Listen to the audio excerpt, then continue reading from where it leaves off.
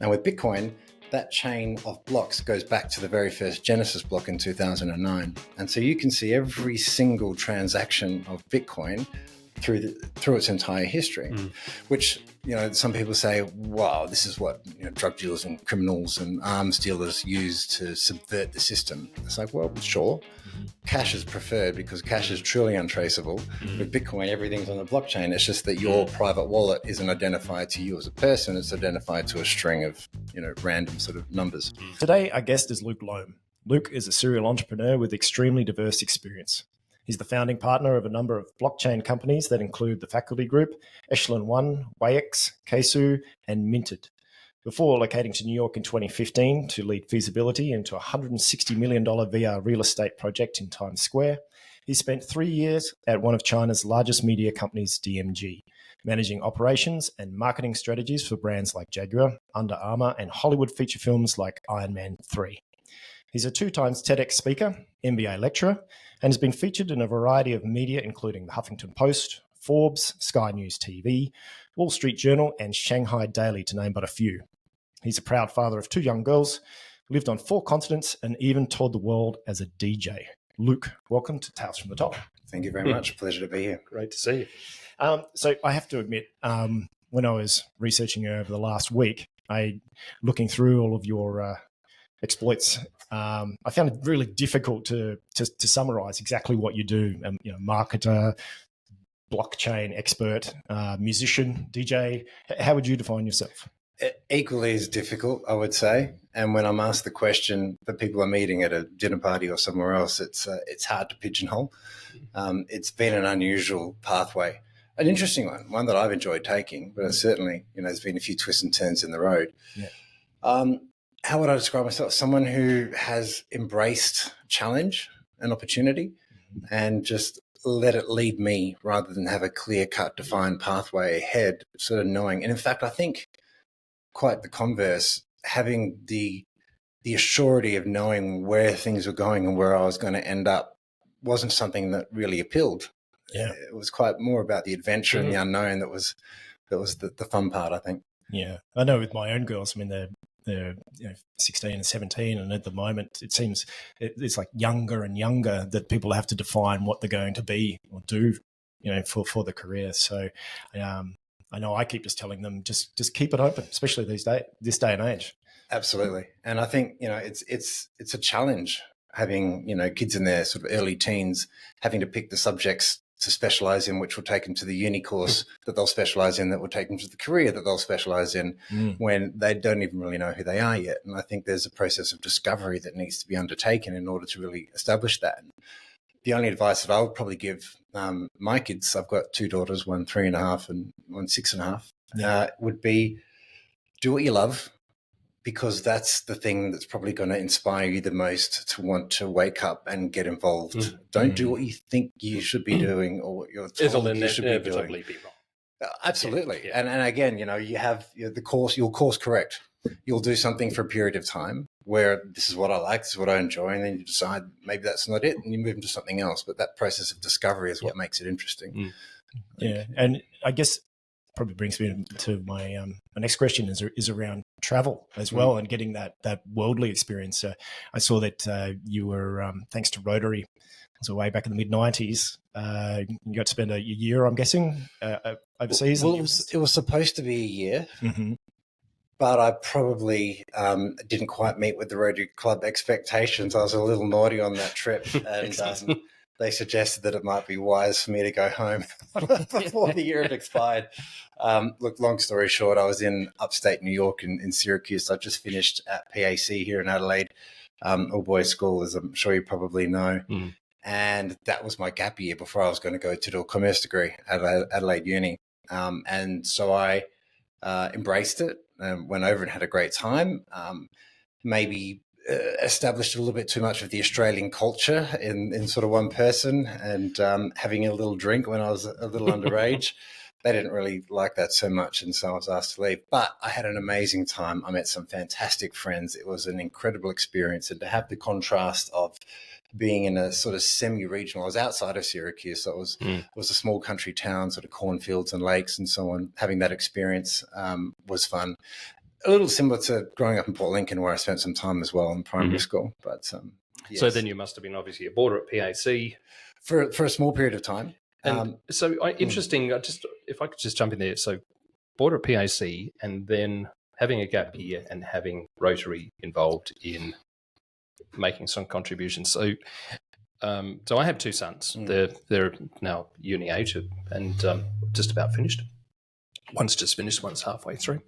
And I think that getting that sort of a leg up, that support from your community through Rotary, I tried to suggest that to them, and there were opportunities, but not quite for what they want to do. What did they do for you? What were you doing that they so excited that they sent you over to the US? I think it's more about putting yourself forward than they didn't really choose me out of a group and say, hey, let's send you overseas. It was more I put myself forward for the opportunity, passed some sort of rudimentary testing, and then off I went. You know, they sort of facilitated that whole process. I think they were as disappointed as my mother when I came home a little earlier. But, you know, it was... But it's the first 6 months that was worthwhile. Absolutely. Yeah. Yeah, no, I had an amazing time. It was a really foundational experience for me. Introduced me to the US, where I later lived. And, no, I would not give it up for quids. Yeah, great. But that would have also given you just a worldwide perspective that you wouldn't have got from Port Lincoln or Adelaide, I guess. You'd still suddenly just opened up your mind. Well, exactly. And I think that we live in one of the best places in the world. I mean, we're a little parochial and biased, but I think Adelaide is such a stunning place. You know, we're so far away from everything. We have great quality produce, great living standards, great weather, climate. Everything is pretty good. Yeah. And so it's easy to kind of be stuck here and stay here. But I think it's also part of the Australian ethos to explore. Yeah. It's like everywhere you go in the world, you'll find an Irish pub and you'll probably find an Aussie, probably close to the Irish pub, I'd suggest as well. Yeah. But, and so it's in our nature to explore and it was certainly in mine to do that as well. And I wanted to see what the world offered, and that sort of continued after that as well. Yeah, great. So becoming a DJ, was that the next step overseas? Did you establish yourself here for a while in Australia before venturing overseas as a DJ? Right. No, so after school, after coming back from Rotary, I did the right thing and went to uni and started my commerce degree. Right. I was working at Westpac, sort of part-time in the evenings, and that was sort of my entry into the true working world. I worked at McDonald's on Harley Street before that, which was another interesting experience. Yeah, I was going to say, a life experience. It was. Doing weekends from 11 o'clock at night till 7 in the morning. You certainly saw some things. Street. Yeah. No, it's from Adelaide. It's the, can we call it a red light district? The party street. It's the Soho Street. It's London, so. Right. Yeah. So no, Westpac was, again, a great experience for me. Working there was very important to understand, how sort of big corporate and banks operated. And then also being at university, but I wasn't really ready for uni. I found that, and I had this kind of very lackadaisical attitude towards it, where I went to the subjects that I liked and I didn't go to the subjects I didn't like, and my record reflects that. So there was a year or two, and then I started DJing, and a friend of mine introduced it to me. I picked up a few gigs, instantly established myself pretty quickly in Adelaide and started playing at quite a few little clubs. Started at Tappers, and then Q before it was Sugar, Vodka Bar, Garage, Cargo, like the smaller venues in town back in the sort of 98, 99 this was. Dropped out of uni and just had a great time for a few years and thought that was what I wanted to be. And so started producing music as well and had fun with that. But again, I wasn't really treating it in a professional capacity. I wasn't taking it really seriously. It was more just sort of having a bit of a fun, subsidized fun. Exactly. Yeah. And then I guess what ended that was probably after 5 or so years of DJing pretty much full time and sort of faffing my way through and deferring uni. I had an opportunity to play at Ministry of Sound in London. And I was over in the UK, and then that fell through when I was there. I won't get into the details as to why, but I remember having a moment in the underground where I had a bit of an epiphany. I thought, 25 years old now, I've had a bit of fun for a while. Is this what I want to be doing? Because there was a moment where I recall being at home on a Saturday night. I'd eaten some, Indian food and watching a movie with my then girlfriend and having a cuddle on the couch and almost falling asleep, and then looking at my watch and going, oh, it's almost midnight, I got to go to work now. Jumping in the car and driving in, or getting my records ready back when records were a thing, and driving in, and then walking into this club, which was absolutely heaving, going up to the bar and having a couple of shots of tequila and vodka Red Bull and a cigarette, and then trying to get myself into the mood for it and thinking, is this what I really should be doing? So decided to go back to uni, did that, smashed out the commerce degree in a couple of years, just did overload and finished that. And then by that point now I'm sort of 26, 27. Everyone else that's finishing uni is 21. And so I'm feeling older. Like I was almost like the guy sitting at the front of the class telling the kids at the back to be quiet while I was trying to concentrate. And finished that. But I was in the computer labs at Adelaide Uni. And as I was leaving, there was a poster on the wall with some little pull tabs where you could sort of, here's an interesting thing you can join and you pull this number or pull this email address to sign up.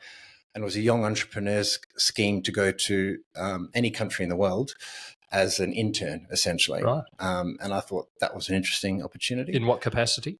As an intern in a company, a range of different companies. So it was it was a commerce or some sort of business base. Primarily a sort of business focus. Right. Yeah, but it was essentially be an intern somewhere around the world. And there was a list of the countries. There was a list of what they would pay you, which was obviously not a lot. And I saw China and I saw that they were paying double everyone else. And I thought, well, that's interesting. I don't know anyone there. I don't speak the language. They're paying well. I'm going to go there. Yeah. And so I ended up applying for that, being successful and working at a corporate training company in China, in Shanghai, which was such an incredible experience. So this is around 2007 that I left for China. And while there I started as an intern, again, feeling a little old to be an intern, but progressed very quickly through this corporate training and consulting company, which started off being advanced English with middle management, Chinese and multinational companies. So teaching them how to communicate with their offices overseas. And that developed into teaching them presentation skills, general communication.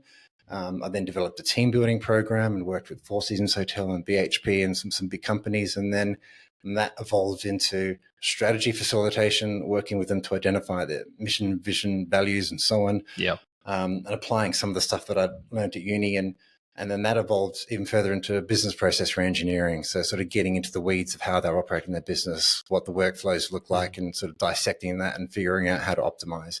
Do you think you're so a couple of times you mentioned that you were the mature one in the class, a little bit older one, the older one in the class. I'm glad you qualified that.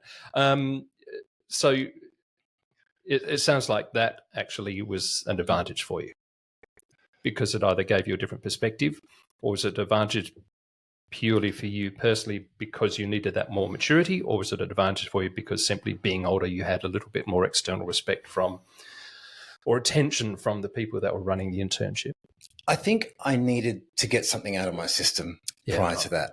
And I wasn't able to strike the balance successfully the first time. Like I wasn't able to DJ at night and go to uni during the day and do that well, because I just wasn't interested in the study then. Yep. And it wasn't until I'd aged a little bit and I realized that I had a bit of catching up to do. And I needed to figure out how to fast track my career. How am I going to get ahead now that I've spent, I wouldn't call it wasted time, because it was an amazing time and I learned such a lot. And just a quick side note, it was a real study in psychology for me. There was a particular, give you an example, there was a particular venue that used to be in Rundle Street and they moved to Hindley Street. It was a very successful small one.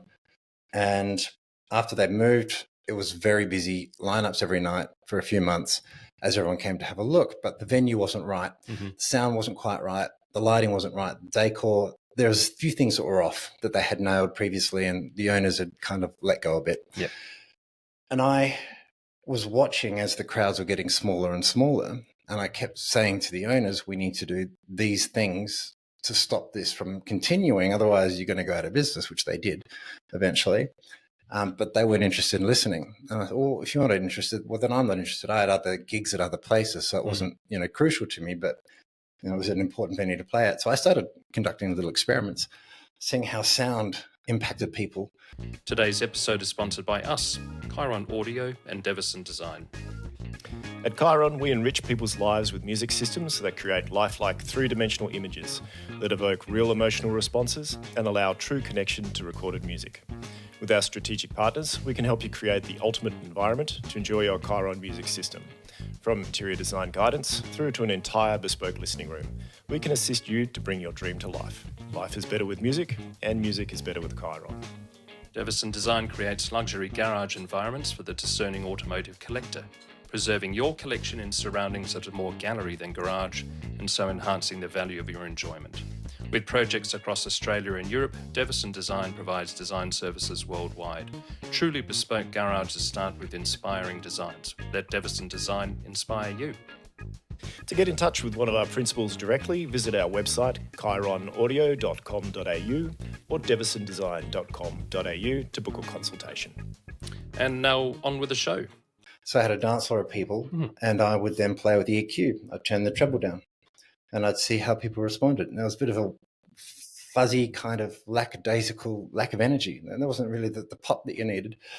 And I did the opposite and turned the bass all the way down. There was like the treble and the mids up, so it was a bit grating, and people were a bit edgy. And you could see that there was like an edginess to how they were responding. I played with the lights, and I would make the lights go crazy in the breakdowns when it was quiet, and then turn the lights off when it was pumping. And I do the opposite just to see how people would respond. And it was a really interesting observation of sort of group psychology. And so many observations I've made over the years of studying dance floors, because, back in the days you would have a record, it'd be playing, you'd queue up the next one. If you were playing regularly, it would take you 30 seconds, and you had 5 minutes to stand there and essentially do nothing and wait to mix the song in. And so I'd just be watching and observing and seeing this guy, he's interested in these girls, he's walking over here, and watching his approach and knowing exactly how it's going to play out. It's like a David Attenborough documentary on human behavior. And you're refining your own technique. Right, exactly. And so I think a lot of lessons that I learned from that helped me to understand human behavior in some capacities. And that was really sort of interesting to bring some of those ideas forward into the business landscape as well. It's fascinating, isn't it, when you actually look at the world through a different lens. I did a similar thing going to a large event, on the weekend, and I was going there looking specifically for something, not to enjoy the event, but, to assess. And then I started looking at all the human behavior that you wouldn't normally notice and going, okay, that's really unattractive. Or these things, just because your mindset is programmed to identify these things. Yeah. You're a musician, you're an acoustic engineer of the nth degree. Yeah. So you, in any situation, you're probably listening and hearing those things instantly and just subconsciously. Yeah. Same thing when I later moved into the movie industry and I started understanding more about what it was like to make the movie and being on set. Started getting really analytical about, the cameras. Oh, wow, this is a really long shot. It's held for like 3 minutes before it's cut. And, the lighting here or that, or the way that they've positioned people in the shot, all these things that ordinarily, some people do pick up, obviously, people that enjoy movies will, but not to the same extent as when you're really kind of analyzing and pulling it apart. People, I've explained this before too. Like you mentioned, I'm into sound, so I listen in different ways. So it'll be I either listen as a musician, as a percussionist, or I listen as a speaker designer. So then you're listening for other things. Or if I'm really lucky, I get to listen as a general person and just let the experience wash over you. That's the hardest one, though, isn't it? Sometimes. Absolutely, it is. Absolutely, it is. I mean, and it's interesting because you've obviously applied that to work, and I imagine it's really difficult, but a superpower. It's very difficult to turn that off. So you would see a lot of things that everyone else is missing, and I'm guessing that's why you've excelled at strategy. I think it comes down to a bit of an OCD sort of attention to detail, where you really pick up on those little things, and that's like you said, you see things that others might not see, and I'm still forever in awe of those individuals that look at a situation and identify a different perspective that I didn't see. And I'm like, wow, that's an interesting way to look at it. And I think comedians are a great example of that. I was going to say exactly that when you were talking before. You looked at it like a comedian. I immediately thought of like Seinfeld. And they just analyze this whole thing that's so menial, and they turn it into something hilarious at the same time. But they would actually be they're frontline commando business, response. The comedians are frontline commandos in the field of response, and recognition, understanding of the human condition. Yeah. The next step over, you're either going to be a comedian or a psychiatrist, or probably a psychologist. Or in the padded room. Yeah, that's right. So you're either going to be a victim of it or you're going to be controlling. Can I just go back to your to the film industry? What did you do in the film industry? Can we just yeah, sure. So I guess coming back to when so after uni, I moved to Shanghai and I spent 2 years there working with this corporate training development and consulting company. And those 2 years were amazing. And I had a fantastic time. And it was the perfect time to be in China as well. Several years earlier, they joined the WTO. And the 2008 World Expo the Olympics were in 2008 in Beijing. So I was there for the Olympics as well. I would just flew up to Beijing for it. And then later in 2010 for the Expo. So it was a really interesting time for China. But after the 2 years there, I actually came back home to Adelaide, did an MBA. I started an MBA again, a little like my commerce degree. It took a little longer, but it was from a different perspective then. Now I'd had a couple of years of really interesting insights into multiple different businesses and how they run. Because when you're a consultant, you get to see the inner workings of different companies and understand their strengths and their weaknesses and how they actually operate, as opposed to the textbook definition of this is how things should be. Yeah. And so I came back to an MBA, and side note, I was in my first marketing lecture, and the marketing lecturer sort of broke down, this is what we're going to talk about and this is what marketing is. And by my understanding, he was wrong. And I challenged him on it somewhat mistakenly, I think, because we ended up spending the first 30 minutes of the class that he wanted to just give the introduction arguing about what marketing was. I'm sure that affected his view on me for the preceding course. And your grades.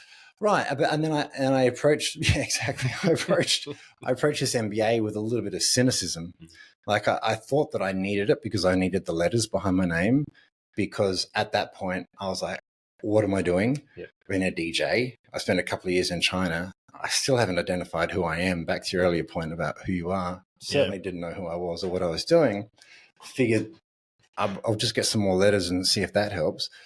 But then realized with the MBA, it was very similar to the commerce degree, but sort of compressed. And so there was stuff that I was going over again. And anyway, smashed through that. And then went back to China and worked at the World Expo for the Australian Pavilion for the Department of Foreign Affairs and Trade and IVG, which is International Venue Group, where I was project managing entertainment. So we'd have acts, performers coming from Australia and doing some events and so on there. And that was a lot of fun. And as we were packing down the pavilion, I got a phone call from a friend of mine who said, "Hey, you're a consultant, aren't you?" I said, "Yeah, sure. What do you want?" Of course. Just say yes. Say yes and then figure it out. Oh, he was working for this big advertising agency in Beijing. He said, "Oh, we're building a film studio. Do you think you could help?" And I'm like, "Yeah, I love movies." I've seen one or two. I've seen a couple. Right. So I went up there to Beijing, and it was this was with DMG. It was a big company, 1,000 people, very well established advertising agency. They did big brands, Audi, a lot of car stuff, big budget, TVCs, huge events, and so on.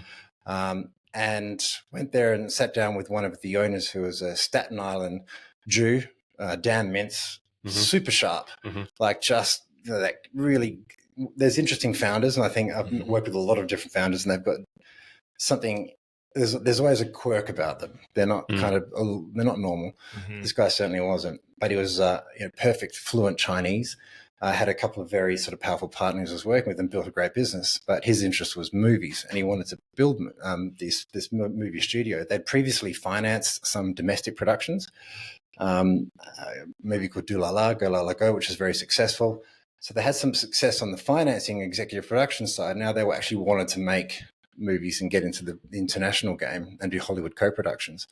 So I sat down with him for 2 weeks and just asked as many questions as I possibly could, because he had everything in his head. He knew what he wanted. I just had to get that out, and like all consultants do, regurgitate it back in a nice format, essentially. Brilliant. That's what they do. Yeah. And so we went through this process for a couple of weeks, and then I produced a cross-matrixed workflow, essentially, from the start of the germination of an idea, or even how to source ideas for writing a script for a movie, through the script development phase, through the pre-production phase, through the production phase, through the marketing, and then the distribution phase. So the different sort of phases of production, and then the various steps and the critical paths and the dependencies and proper sort of project workflow. Made this huge big thing, which had to print into a 2-meter poster on the wall so we could see everything. Cheers. And then designed the org chart. So these are all the people you need to hire. There's about 50. And I wrote all the job descriptions for all these people. And I said, there you go. And they were like, well, that was a lot in 2 weeks. 2 weeks. Yeah. Right. And how to make a film. A studio. How to build a film studio in 2 weeks. Again, not knowing anything about it, but just asking a lot of questions. But it's a flow of understanding of the logical flow of a process. Correct. And if you can apply it, if you can understand how anything is done, you can apply it to any situation. That's right. As long as there's no mysticism and magic behind that you're not aware of, it's almost a recipe for success. Would that be fair to say? In the endeavor, yes, in the actual endeavor, it's problem solving and identifying root cause and identifying the relationships between different events. And I think that, on a side note, we don't have enough of that at school, but true problem solving, and that's entrepreneurism, is essentially, how do I make money by solving there's a problem I've identified. Now, how do I commercialize that and make money from it? It's a different conversation altogether. But the problem solving part and then sort of breaking it down is just through discovery.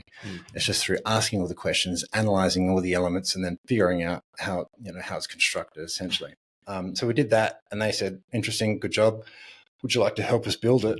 And I said, sure. Again, okay. Don't really know what I'm doing here, but they said, well, sure. What title do you want?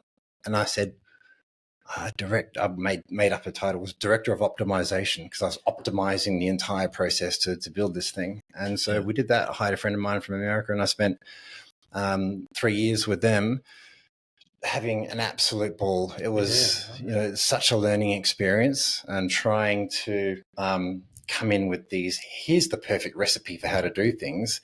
And here is like we had, for example, breaking down the sales process for how to sell product placement in movies. Like, how do we monetize this movie? How do we pay for this movie before we've actually produced it? Well, we can get products in it. And Michael Bay in Transformers is the king of that.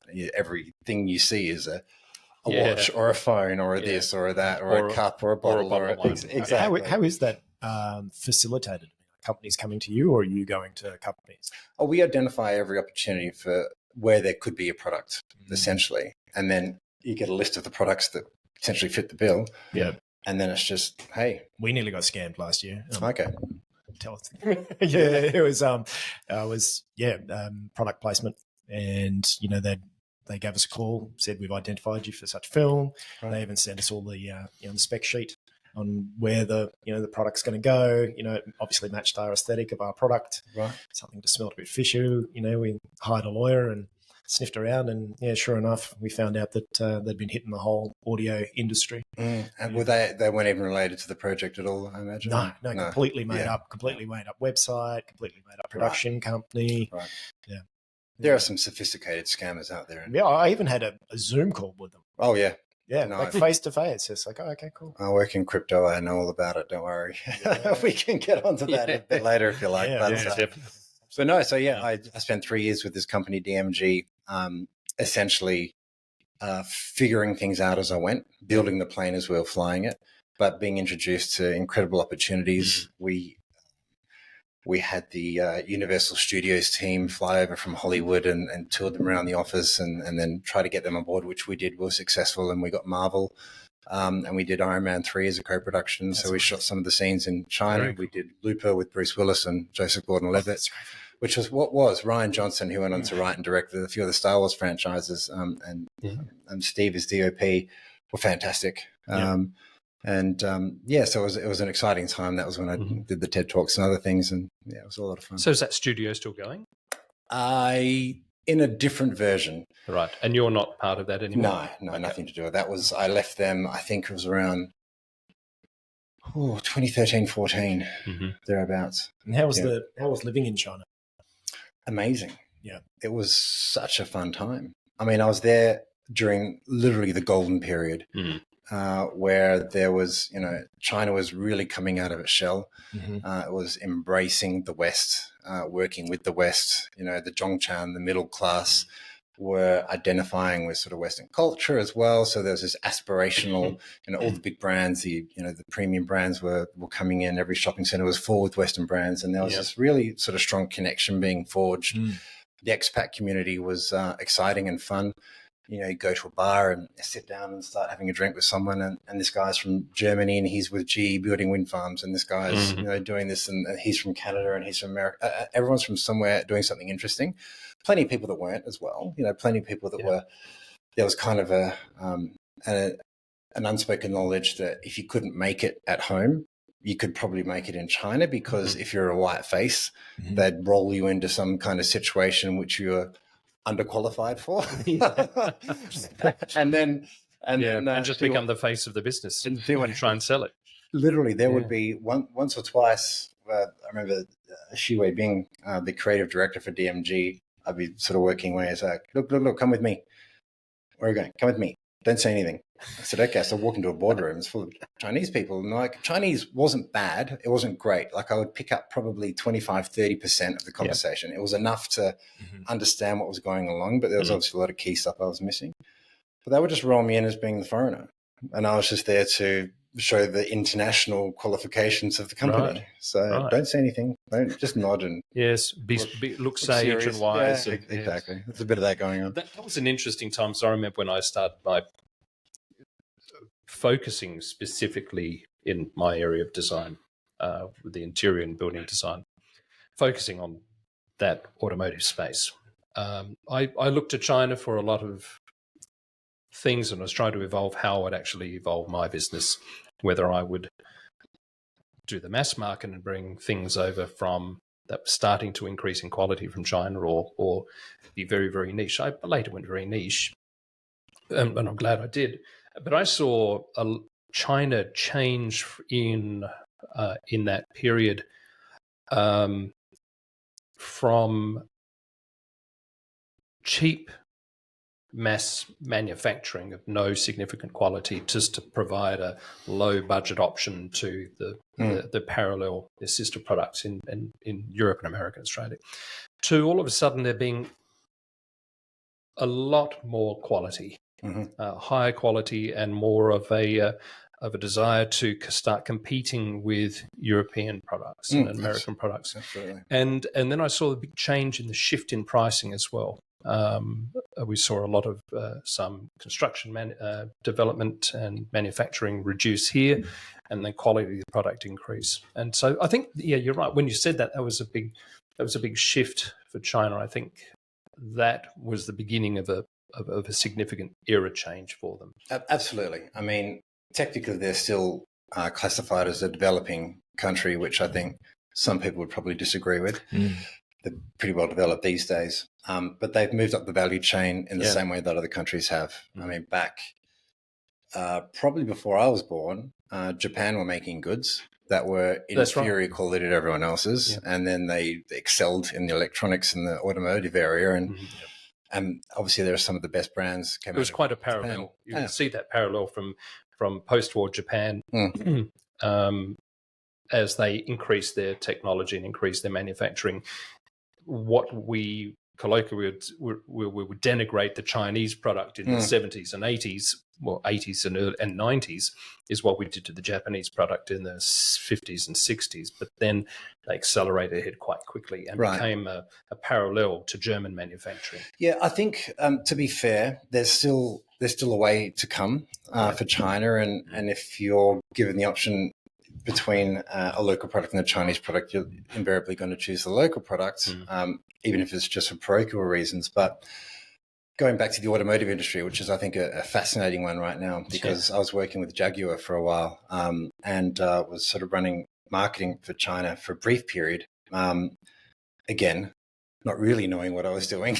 I just found myself in that situation and had to, short story, I was flown down to, this is back with DMG, we were doing movies, but we were still an advertising agency. We had the contract for Jaguar for Asia, not just China.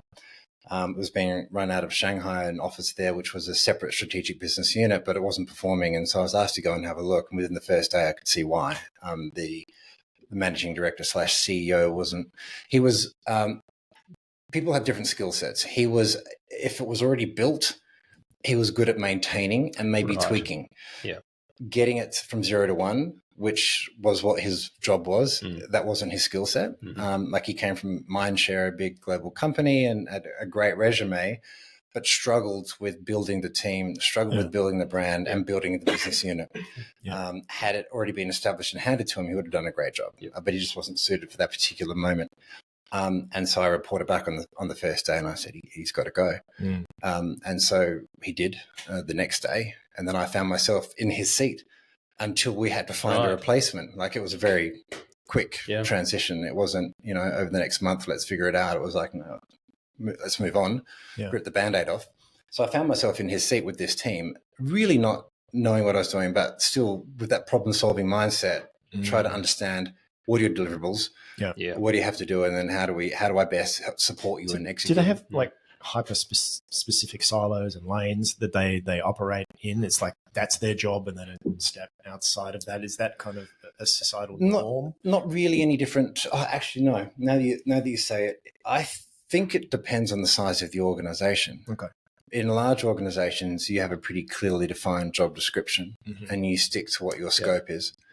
And you don't really venture too far out of that. In smaller, more agile companies, you have to. You have to wear many hats, because you just don't have 5 people to work with. I've got to do marketing, or I've got to do this, or I've got to do that, and I've got to sort of figure my way through it. So no, I don't think from a cultural perspective it's very different. I think it's more of an organizational structure. We found through manufacturing you have to be hyper specific with your requirements. Oh, absolutely. And so with your briefing in terms of what you want. To the nth degree. Absolutely. Any variation. So far beyond that you would think was sometimes comical for what it is. So is that across the board outside of manufacturing? Absolutely. Okay. No, and I think this is going back to sort of the corporate training days. Active listening was a really important thing that we would instill into the expats more than the Chinese, because you would say to one of the locals, can you do X, Y, Z? I'll give you an example. I said, so I was managing the marketing team, and I had one of my guys to go get lunch. I said, can you go get me just one of those little chicken sandwiches from that was go to the shop, get one of those chicken sandwiches from the shop. And he came back and he didn't have it. And I asked, where is it? And he goes, well, they didn't have any. Right. It's that or nothing. Did you think about like what the next nearest thing was? Or well, no, you didn't ask me you asked me for chicken sandwich. Okay. All right. So I guess that's why you would have been valued for your skill set, is that ability to think on your feet. Sure. And a little outside the box. Yeah. But it's always a major cultural shift to be able to move from a culture where so many rules are dictating absolutely every aspect of your life, and it's all under control, to coming from Australia, or it's rules. I thought they were just guidelines. Right. And so because we have guidelines and we vaguely refer to them as rules, if you're asked to do A is not available, you just think, well, it's only a guideline anyway, so I'll get B and C and see how that works, and just see if is that actually true though? I mean, I haven't traveled to China myself, and I always worry about we see things through a specific lens. We're fed certain information, but I'm sure the Chinese are fed the same specific lens. Oh, they do, absolutely. Australia, of Australia, and you've had the opportunity to live there. Are we judging them fairly? Is a lot of what we hear over here misconstrued? I think globally, people have more in common than we probably. Yeah, we're all human. We all bleed red. We all want the same things. We want a nice life with the best for our family and our kids. We want to protect our patch. We want to enjoy, this incredible experience that we're having on this planet. That's definitely been my experience too, with dealing with the people one to one. Right. It's always been a very pleasant experience. And I think, there's so much we could unpack with China. And it's a place very dear to my heart.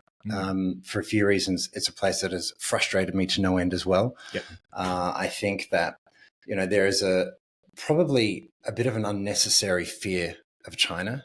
I don't think that they're quite the boogeyman that they're made out to be. And I think what a lot of people struggle with is true empathy, and that is putting yourself in someone else's shoes. So if you take a different approach and try to view life from the Chinese perspective, you see an incredibly dominant and powerful Western culture. You see the US with the largest military in the world. You see this imperialistic hegemony that's been operating for a long time. And you see a history of conflicts as well. China has been raped, pillaged, and plundered by the West for centuries. Yes. The Russians, the French, the English, everyone's kind of been there, and there's been some tragedies that have occurred. And some would say, well, part of that was because of the arrogance of the Chinese culture. And, China in Chinese is Zhongguo, which means middle kingdom, which means they're the sort of center of the earth, and everyone else around them is, around them, and they're kind of the center of it all. And back in the days of the emperor, when the Opium Wars and prior, and when the West wanted to open up trade, they were a little resistant. We don't need anything from you. Thanks very much. You can go your own way. And they were sort of forced into participating in that trade and that experience. They've had a pretty tough time with the international experience, and then obviously with Japan as well, which there's some pretty strong history there. And so if you look at it from that and from a historical perspective, it's a 5,000-year-old culture. It's a very proud culture. Australia is a very proud culture as well, but it's a very new one as well. If you look at it from that perspective, you realize that they don't want that to happen again. They're protecting their interests, they're protecting themselves, and they're making sure that there will never, ever be a chance for anyone to set foot on Chinese soil with aggression. And I get that. And in terms of, the economic imperialism or expansion, you see them participating in developing nations with the Belt and Road Initiative with Africa and through the Pacific Islands and so on. Again, they're shoring up their supply chains. They've got a big population, a lot of mouths to feed, and a lot of resources required. And again, it's just borrowing from the Western playbook to some extent. Now, I'm not certainly a China shill, but again, I'm also mindful of the history of the West and how it's been a pretty bloody and conflict-ridden one as well. And I certainly you're certainly being you're being you're identifying the reality of what the situation is, which is, I think, is what a lot of Westerners are not doing at the moment. We pick up on the media, we see what the fear-mongering is, and then we all just sort of go along with that bandwagon. So I think definitely your comments about the state of China and having a look at it from the historical perspective is something that the rest of the world needs to actually step back and do the same thing. We all need to be a little bit more sensitive to the history and the current situation of all nations.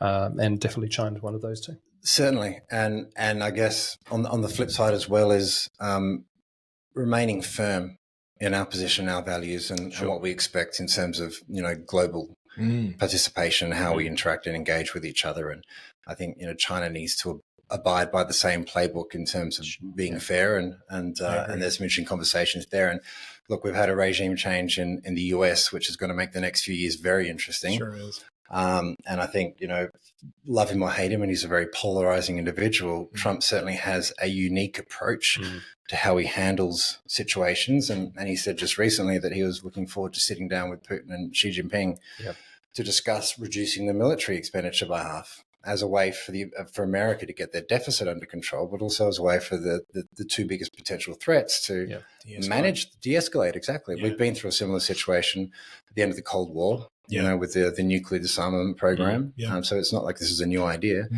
but I certainly think that it'd be a fresh approach and perspective would be interesting, and I think warranted moving forward. Well, let's hope that great men make peace. Is an adage that runs true. Sure. And I think another one is weak men make hard times. Yes. Hard times make strong men. strong men make good times make weak men, and the cycle continues. Yeah. And so I think we need to just maintain a balance and try not to go too far in either extreme. Very true. Yeah. Yes. Can we change subject now? I'd like to get into, we've now got past your MBA. I'm going to top the wine up. You sign up the wine, okay. Because that's fairly heavy going. Yeah, exactly. So speaking of heavy going, that's why we've left this a little bit longer, because Jade and I, like I said, we draw pretty pictures and build stuff. And you were obviously in the blockchain space, Web3. I don't know if saying those two things in the same sentence is like saying ATM machine. Probably is. And PIN number. And I know that you have a great way of explaining things, complex things to the masses. So, could you maybe just give us an overarching view of the space that you work in? Well, if you like, maybe just continue the flow. I can very briefly summarize how I got there. That'd be great. Yep. Because, being in China 1 minute, making movies, and then all of a sudden... Yeah, there was no clutch there. In crypto. It was, I'd sort of reached the end of what was a long, almost 7 years in China, Shanghai and Beijing, and with DMG, and met a couple of guys that were building immersive experiences. One had these inflatable domes with projectors that would stitch in 360. So you'd walk into the dome and you'd see the content all the way around you. We proposed to put these in key tourist locations in China, the Great Wall, Huangshan, Shanghai, and the Bund, sort of key iconic locations. So we're actually dealing with the Ministry of Culture and the Ministry of Propaganda, which is a real ministry name. They're very cool things, by the way. I did the Pink Floyd one. That was really cool. Right. And led down the cushions and did the whole dome thing. Absolutely. The graphics were too old, but if you blurred your eyes a bit and had enough wine, it was awesome. Right. Good stuff. So I was working with these guys on that project. We realized that it wasn't probably going to work in China for a few reasons. They wanted to do their due diligence on the technology, and they wanted very specific information about all factors of the technology, which led us to believe that had we provided that, we probably would have been pushed out of the situation and they would have just gone and done it themselves. Okay. So we decided to move to America. And I went there with a partner, Jacob, who had connections in New York. We raised some money, around $6 million to fund a business in America. We identified the Times Square Theatre on 42nd Street, in between 7th and 8th, opposite Madame Tussauds, and the highest grossing McDonald's in North America. And the Times Square Theatre was run down, abandoned, and looking for... And what year was that? That was 2015, 16. So as late as that? It had been through different owners. Every other Broadway theatre had been developed.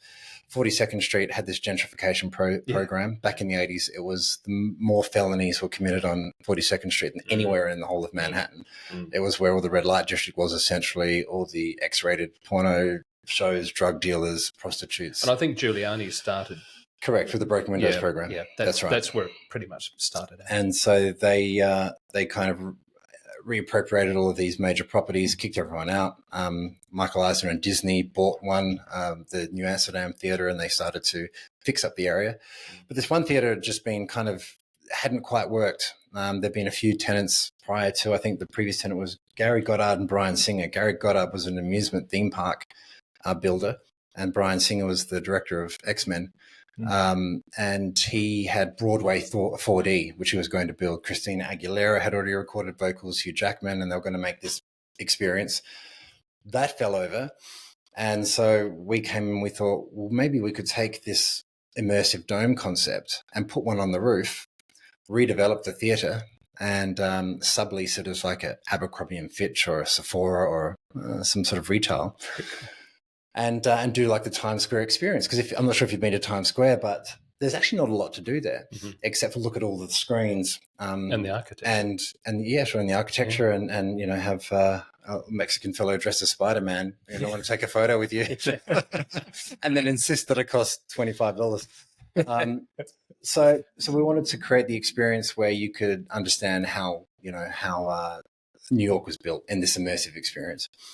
That evolved into what was just a simple dome on a roof into a multi-story development on top. I was working with Gabriel Calatrava, who's Santiago Calatrava's son. Santiago Calatrava, one of the best architects in the world, has built some stunning buildings. And I found myself again in a situation where I was like, what am I doing? How did I get myself here? And trying to sort of troubleshoot my way through this process of, we had some funding.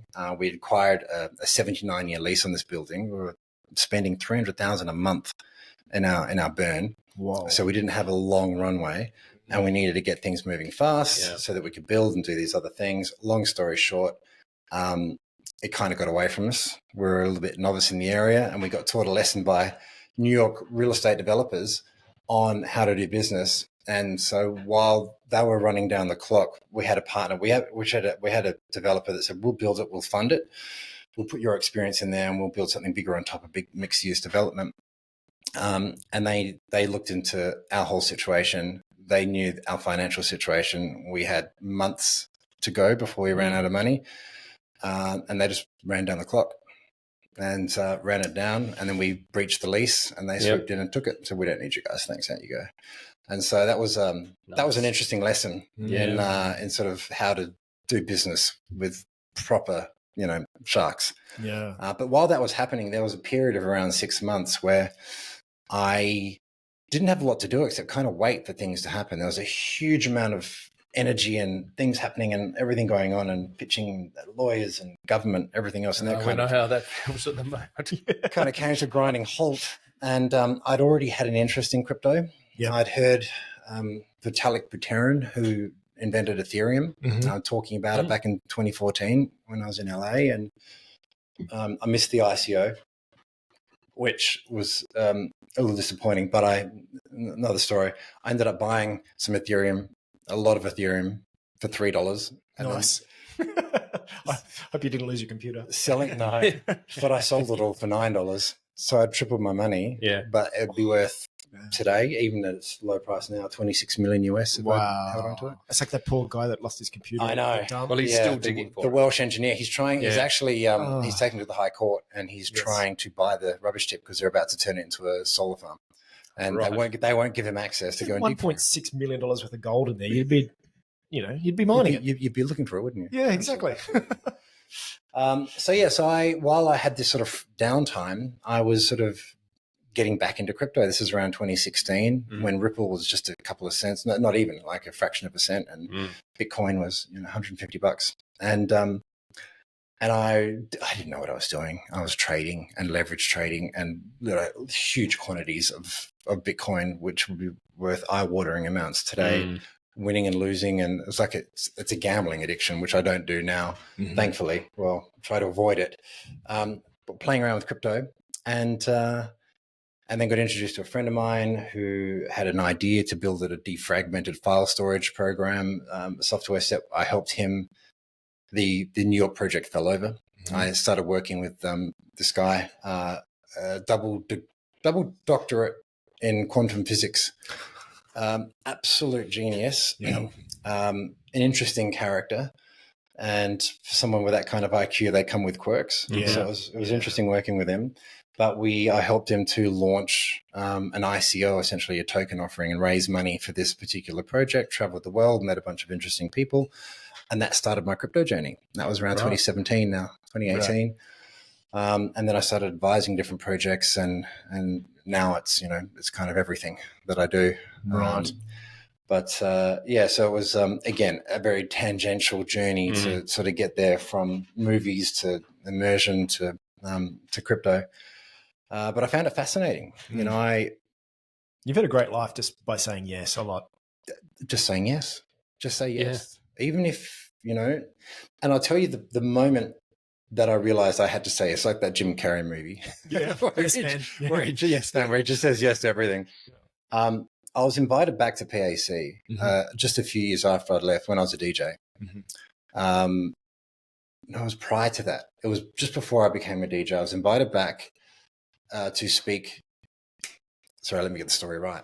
At school, I had an idea, because we had all this paper wastage going on. I was in year 11, I think. All this paper wastage. And I said, we just need recycling bins in each classroom, and we can recycle the paper.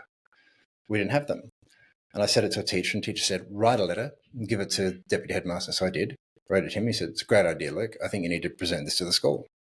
I said, "What do you mean?" He goes, "Well, assembly. I'd like you to get up in front of the school and present this idea." And I was too scared and I didn't. Yeah. So I said no. And I felt like a chicken. I felt, why didn't you do that? I mean, obviously public speaking is one of the biggest fears that anyone has, is that fear of failure in front of people. Yes. But I didn't do it. And it really irked me. And then later on, a few years later, I was invited back for Arts Week to speak about DJing. And so the minute I was asked, I said, yes, no problem. So I went there and I went back and I gave this presentation. I had one of the hip-hop DJ come do a scratching example, and it was a bit of fun. Had the little kids dancing around. And then that sort of relaxed me around that.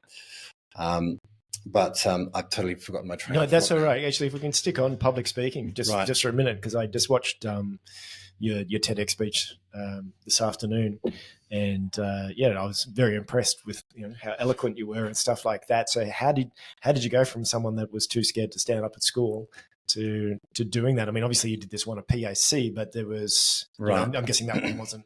Well, the corporate training, back when I was in Shanghai, I was literally teaching presentation skills. Right. And again, having not given many of them and being fearful of actually giving one at school just a few years earlier, it was something that I had to say yes to. I just said, lot as well. I mean, did you find the repetition was the key for it? Absolutely. Yeah. The less you think about it, the better you do. If you overanalyze and you overthink, you get yourself into a nervous wreck. I mean, I had that as a musician. It was ridiculous, with, I failed most of not failed, but, I was P2s or something just because of nerves. I would just crash out. And then it wasn't until my last year. It was like, well, it's now or never. So I booked like 20 gigs. And when I went out to solo performed, that was it. Hated it. But went through and ended up with, a high distinction. And it was just like, but you had to get past that. Well, it was a distinction, not a high distinction, but I got past that fear, but it quickly goes away. It's like a muscle. It's like doing this. We haven't done this in a year. So we're a little bit, it's a little bit rusty, and this is a new format, but you're doing okay. Yeah, well done. You guys are doing great.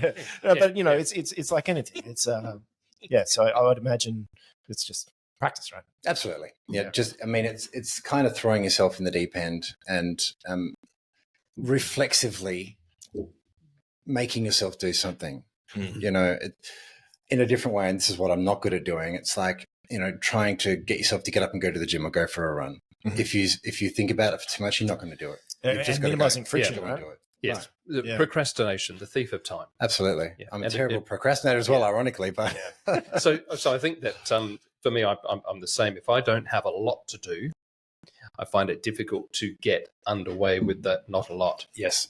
If I have overwhelming amounts of work to do, and I know that I've got tight deadlines that are not going to work, and I've got, I think the height I had 11 design projects waiting with some very impatient people, and it was, don't stop and panic, just get on with it, and just fire the stuff through. So that ended up being 12, 15-hour days, 7 days straight for months on end, and I buzzed. I was always alert, always firing up, and I've had this January, February for me is always a bit quiet as I build up these projects, and then the demand for things, it's a little bit quiet, and I'm finding myself just a little bit lost. Not a lot to do, not a lot to do, and I haven't done much at all. But embrace that. Embrace that, because it'll change again. You'll be getting back overseas and working on one of those projects, and it'll be all on. It's all started. Appreciate those got downtimes. A great project for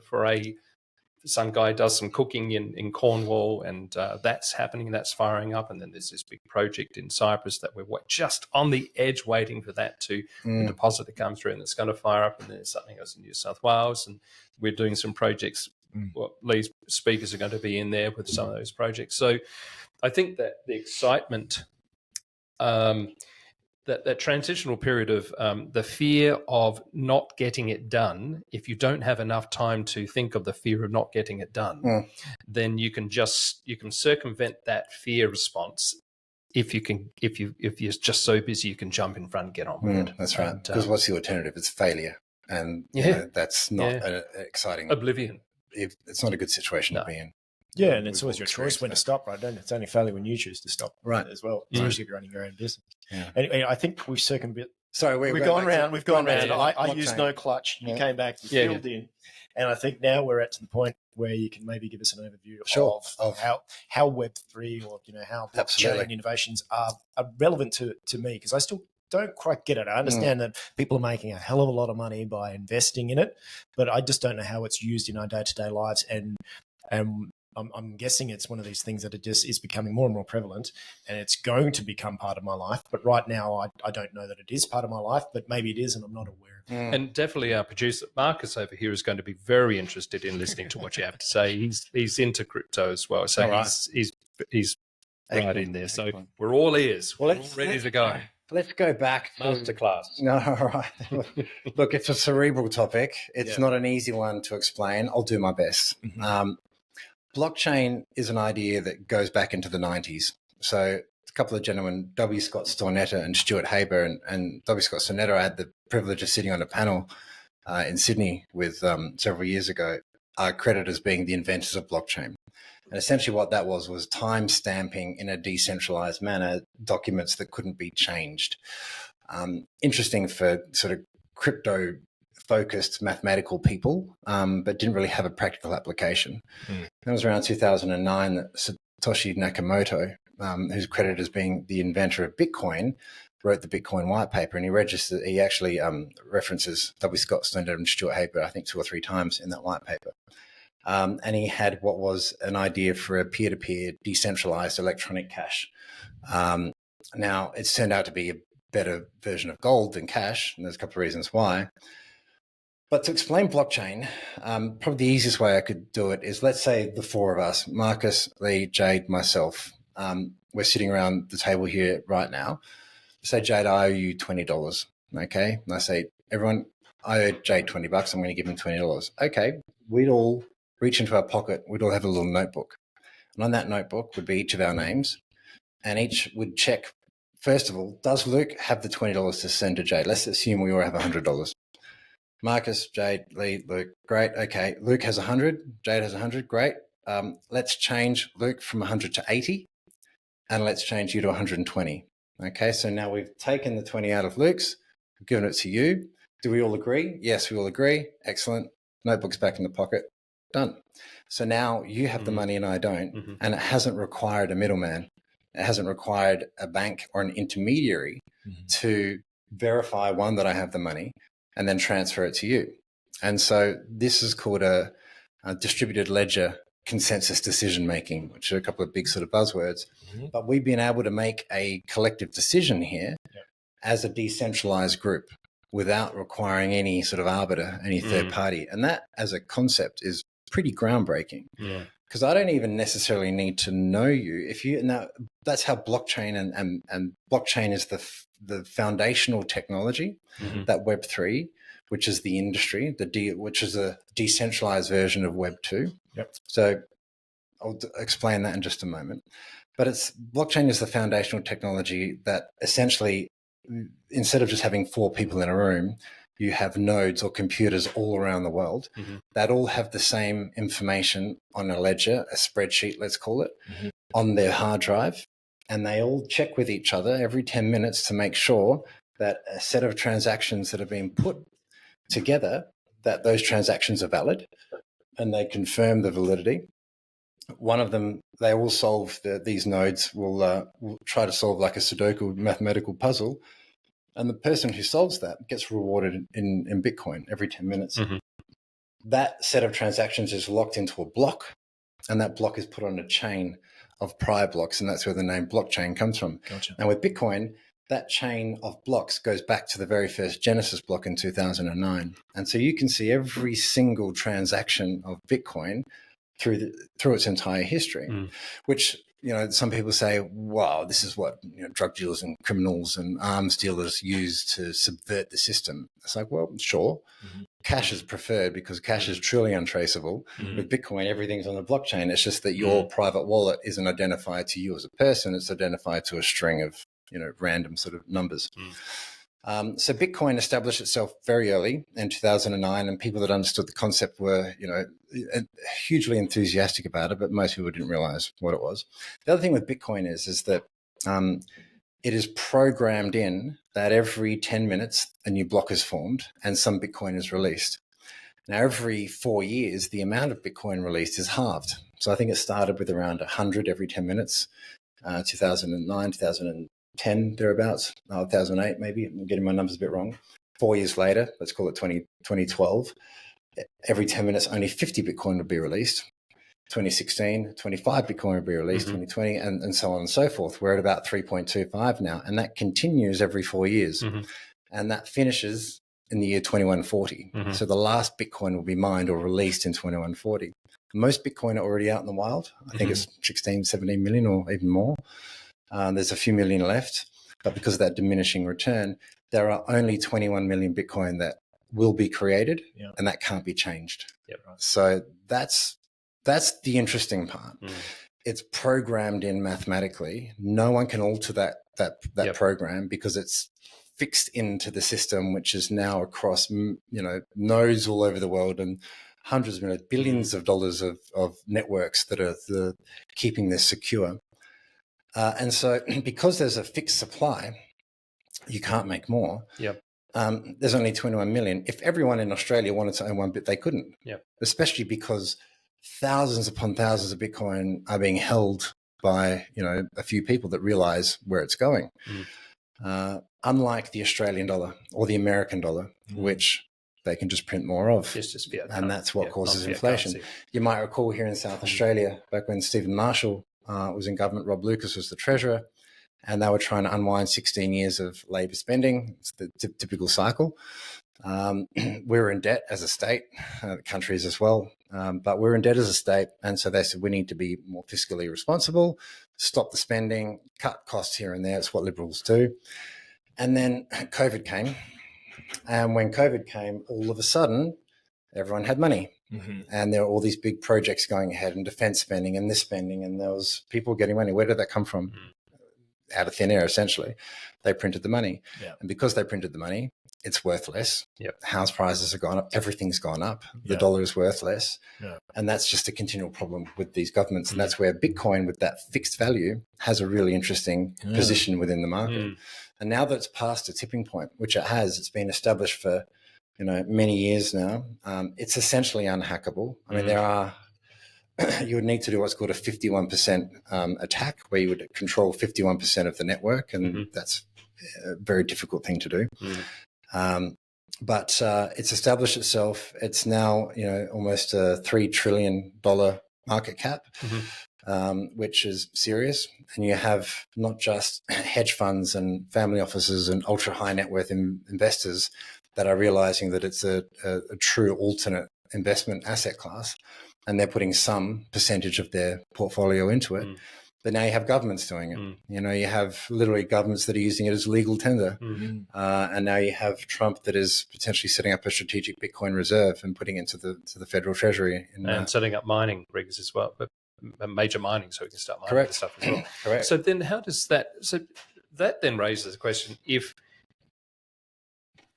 it suggests that other than the fact that it's not a physical thing like gold, the benefit it does have, unless of course you actually make them, but the coin will be limited, and there will never be any more of that, as you say. Right. Whereas gold, we can always we're producing. South Australia is, I think, we're about second or third largest producer of gold in the world. Right. So it then suggests you just wonder then that Bitcoin has greater stability potentially than gold as a reserve. I don't know if stability is the right word, because I think it's a very... Because it could disappear overnight. Well, not even so much disappearing overnight. Excuse me. It's a very volatile asset. It's a... Thanks, Mark. It's a... Yeah. I'm going to cut this bit. Okay. It's a very volatile asset. It's the highest performing asset class essentially in history, and certainly over the past decade. It's gone from being a fraction of a cent to 170,000 Australian dollars. And, there's every chance that it will continue to keep going. Now, it's not going to be a straight line up, but you have the largest funds in the world that have ETFs and exchange traded funds of Bitcoin, Ethereum, and others. But primarily Bitcoin, BlackRock, multi-trillion-dollar company that own everything, have these massive funds and they know what they're doing. It's past that tipping point and that inflection point, but it's because it's digital and we live in a digital age. It's far more practical than gold. I mean, gold ceased to be truly valuable in the real sense from a utility point of view many years ago when, through Bretton Woods in the US in the early 70s, they decoupled from the gold standard. As a bit of a reaction to the French, to France and the way that they were dealing with things at the time. But and also to just grow the economy, because if you've got if your money in circulation is limited to the amount of gold you have stored in Fort Knox, for example, well, then that money supply can't grow. So you need to decouple it from that physical asset, and that's where it became fiat money, and that's where what's it backed by? It's backed by the government. It's backed by our trust in the government. We can trust some governments, more than others. Others that don't have good economic policy print and suffer from hyperinflation and totally devalue their currency. But I think because Bitcoin is digital, it's very easy to use. You can have it in a virtual wallet. You don't even, it won't be held in a bank account. It's yours in a non-custodial, in a custodial wallet, which means you own the private key to. No one can get that. And you can even remember that key in your head. You don't have to have it written. If you've got a good memory, you don't have to have it written down. You can remember it in your head. And anywhere you go, no clothes on your back, even if you're, and this is the case, traveling from a war zone, people crossing the border from Ukraine into Europe. Some had suitcases full of money, some had nothing, some had a code in their head, and they had more money than all those guys with the Someone suitcases. had a hard drive that they put in a rubbish bin and now trying to find it. Unfortunate, yes. That was his girlfriend, actually. I'm not sure how that would have impacted their relationship. But so what happens over time? If it's more of those codes get lost, people forget them, and they drop these pieces of paper, would they get eventually pulled back into the system? Potentially through quantum computing. Right. So when quantum computing becomes a true, real thing, in the same way that AI is now a real thing. Those SHA-256-bit sort of codes will be easily hacked and cracked. The network can evolve, so the network can still remain quantum resistant. There's got to be some evolution in the network, and there are quantum resistant blockchains. We're getting in the weeds now, but there are some quantum resistant blockchains that have already established themselves. Yeah, I was wondering about that because I watched a whole doco on when quantum computers hit. It's pretty terrifying what's going to unfold. But then we'll have first. You'll also have quantum computer will then, though that same system will then develop the new encryption. Sure, but one country is going to get it first. And, and there's going to be this period. There's that breakover period. All of a sudden, it doesn't take too long to empty a bank account or a crypto wallet. Exactly. Quickly now the block's in place. Yeah. So I think it's probably a race to see who's going to create the locks. Oh, there is absolutely. There's a race. There is, and I think the race is probably in the background very much focused on quantum computing, but sort of in the foreground. The AI race is really interesting to see that sort of play out, because he who controls the AI controls the world, really. Yeah. And that's sort of tangential to blockchain, but there is a future, and I don't know how far in the weeds you want to get. There's other things we could probably touch on. But I guess I'm really interested in finding out how you've used this technology. What are the businesses that you've created to use that in unique ways? Sure. The practical applications of blockchain are still emerging. It's, even though it is a decade or more old, it only was really since Ethereum and smart contracts became a thing in sort of 2015 when it was launched. So we're a decade in that there's been this ability to put these self-executing smart contracts on the blockchain so that you could not just have this exchange of value, but you could have automation in the background in a decentralized way, which is a very sort of interesting idea. There's a number, every industry will be impacted by it.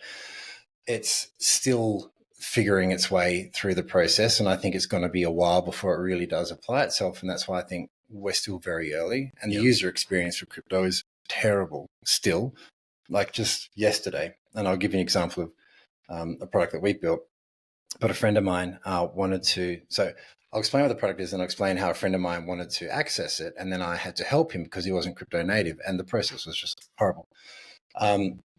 We've built a number of different things. So my company is called Faculty Group. There are 5 founding partners. We established in 2018. as a market maker, doing algorithmic trading for different cryptocurrencies on various exchanges. We then acquired and built a marketing agency that would help promote different crypto projects and tokens in the space. Back in 2019, 2020, we had COVID, the market dumps, everything dumped, and then that's when crypto had a huge bull run. We had exposure to some of these projects that we were marketing and working with and even incubating. Had these tokens, they were very successful. We made money. We reinvested that money back into new projects, and then kept reinvesting and built our own venture capital firm off the back of that. Right. So our VC has about a project of 200 companies we've invested into. It's all off balance sheet investing. So we have no LPs, no liquidity providers that have given us those funds. It's all our own. And then we do incubation and acceleration. So with that, we identify high potential companies that have seen where blockchain can be truly transformational in some capacity. And there are lots of areas where it could be. And there are a lot of areas where it simply doesn't make sense. And people are trying to put a square peg into a round hole.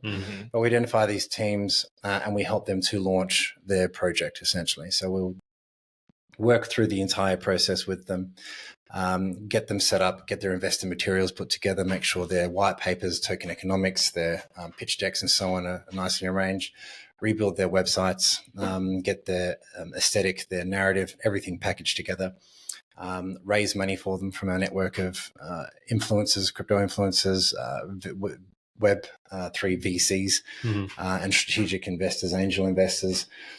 We would then handle all the marketing, sort of assist even in some project management and the development side of things in some capacities, launch the token, negotiate with the exchanges, get them on the exchanges, launch the token, and then post-launch help them with their business development and ecosystem growth. So it's a very end-to-end process where we kind of cover everything. So you're eliminating all of the variables that a key focused, sharply focused individual with a vision who is wonderful at that, but hopeless at website building, absolutely, presentation, all of the superfluous, all of the support stuff. You're covering off on all of that support stuff, so you're eliminating all the negative variables. That's right. So they would be usually very technically focused. They would be quants, or they'd be developers, or they'd be super software nerds, and they've got this very smart way of solving a problem using blockchain. But then, how do they raise the money? How do they build the brand? How do they get on the exchanges? How do they communicate and build community? How do they do all the things that are necessary in the space to become successful? So we'd help them with all of that, essentially. Wow. How big is that team that's doing that? We have 100 roughly in the company, across 8 different companies. So the market making, marketing, incubation, acceleration. We have our own dev team. So we do front end, back end, smart contract development work. Yep. What am I missing? There's someone screaming at you right now. Forget me. There's a few things going on, and we've built our own projects as well. So we launched a DeFi middleware, which what's DeFi? DeFi, decentralized finance. Okay. So this is where blockchain can be very interesting. Everyone hates banks, right? Yep. Banks are very good at making money. They're very good at making life a little bit difficult for us, and not very good at making friends. Correct. If you got a house, great. We'll just take the mortgage over the house and pay your interest, and we're great. If you've got a business and you want to get money to build your business, that's hard work. They're in the business of not losing money and not taking risks, and they're very bureaucratic. There's layers of complexity. Even if you just want to send money from someone to somewhere else in the world, the SWIFT codes and the this and the that, and then the exchange fees, and then the transition time, because there's 2 days while it's takes to get over there sometimes while it's sitting on the open market generating yield. And then we'll just hold it back there and we'll just make some interest on that. And then now you can have your money. So all of these things can be potentially upended through decentralized finance. What is a bank? A bank, it takes people's money. So you lend them your money, and let's say they give you 3% interest for the privilege. They take your money and then they on-lend it to someone else for 5%, and they just take the delta. That's essentially what they do. They're borrowing and lending. So what if you could have a platform that allowed anyone to lend their money, to put their money into the platform, and for that money to be then lent out to other businesses or other borrowers, that was fully automated, fully decentralized, no middlemen. all recorded on chain, transparently on the blockchain, fully immutable. Nothing can be changed, nothing can be played with. And you can have it over collateralized so that there is very little risk of you losing your money. That's an interesting value proposition. Oh, it's very appealing, isn't it? Right. That's all of a sudden that's a few percentage points off of everyone's mortgage. Correct. And there's winners at I'm putting money in and I'm going to, and then someone using it. That's very, very appealing. So I think that one of the big problems crypto in any form is suffering is that a good friend of it's new, it's different, and no one really understands it. And there's a lot of full of stuff scammers, out there. full of scammers. And so we've got now a good friend of mine who happens to be my accountant and a good mate of Marcus over there. He's not really that switched on to crypto, and that'd be fair to say he's just is that a polite way of putting it? He's not switched on to crypto. Yeah, okay. He's an old man. Yeah. I think that defines most people. I think it's an accountant thing. You know what I mean? Risk averse. Yeah. It's this new thing that, we don't really like the idea of, and there are these meme coins and scams and all this rubbish that comes. So what do along. we say to them? This. Why can anyone create a new coin? And let's, like we've had everything from Hop Tour to. But isn't that that's the liberty of the world, though? The fact that if we said you can't create one, isn't that completely flying in the face of the notion of crypto and the freedom of what we're doing? Yeah. Okay. Can we go back a step? Can it be? Hang on. Like, hang on a sec, let me sort can this a out. meme coin? Can a meme coin be used practically in the world? I mean, I just see it as another thing. Is like, hey, there's a new meme coin. We might jump on that and make some money, on the stock exchange. But I don't see how that becomes a thing that I could use going down to the shops. Short answer is yes, it can, but that's not what the intention of a meme coin is. Okay. A meme is essentially something that inherently does not have utility. It doesn't have purpose. It has, it's a cultural community play where something that's part of the topical zeitgeist, an idea that people think of fun and amusing, latch onto, the meme is launched, and it essentially becomes a Ponzi-nomics game of, musical chairs. Right. Essentially. I mean, it is the world's largest unregulated casino. Okay. Wow. And that's what it effectively is. Right, because that's how I saw it. And I Right. thought there must have been something to it. But there is as well. Like Okay. if you look at Doge, for example. Yeah, okay. Elon. Yeah. I mean, he's involved in both Doges, but the original Doge with the That wasn't a mistake. with the little doggy, that was launched as a meme. It was had no purpose. It just had this little fluffy dog as an idea, and people just galvanized around it because it was fun and it was counterculture and it was libertarian. But it wasn't meant to really do anything. Well, then Elon's come along and potentially giving it purpose. Like, go to Mars and that'll be the currency on Mars. Go to Tesla and buy your Tesla with Doge. So all of a sudden, something that doesn't have purpose can have purpose. And I think there's quite a few meme projects that have gone to such incredible market caps, multi-billion-dollar market caps, which they then search for purpose. So, okay, we now have this same thing with NFTs, Bored Apes, for example. Like the first big NFT were the CryptoPunks. Yeah. And is that what your business MYNTD does? That's no. Okay. MYNTD doesn't exist anymore. Okay. It was acquired by Faculty Group when I joined forces with my partners. But you did have a company that specialized in NFTs. No, that was security tokens. Okay. So security, well, this is that's okay. There's layers of complexity to crypto. Security tokens are essentially a token that represents a real asset. NFTs can represent a real asset as well. So you could have an NFT that represents this bottle of wine. Okay, so if you own that NFT, then it should give you that ownership of that bottle of wine if there's that connection between those two. A lot of brands have played with that idea.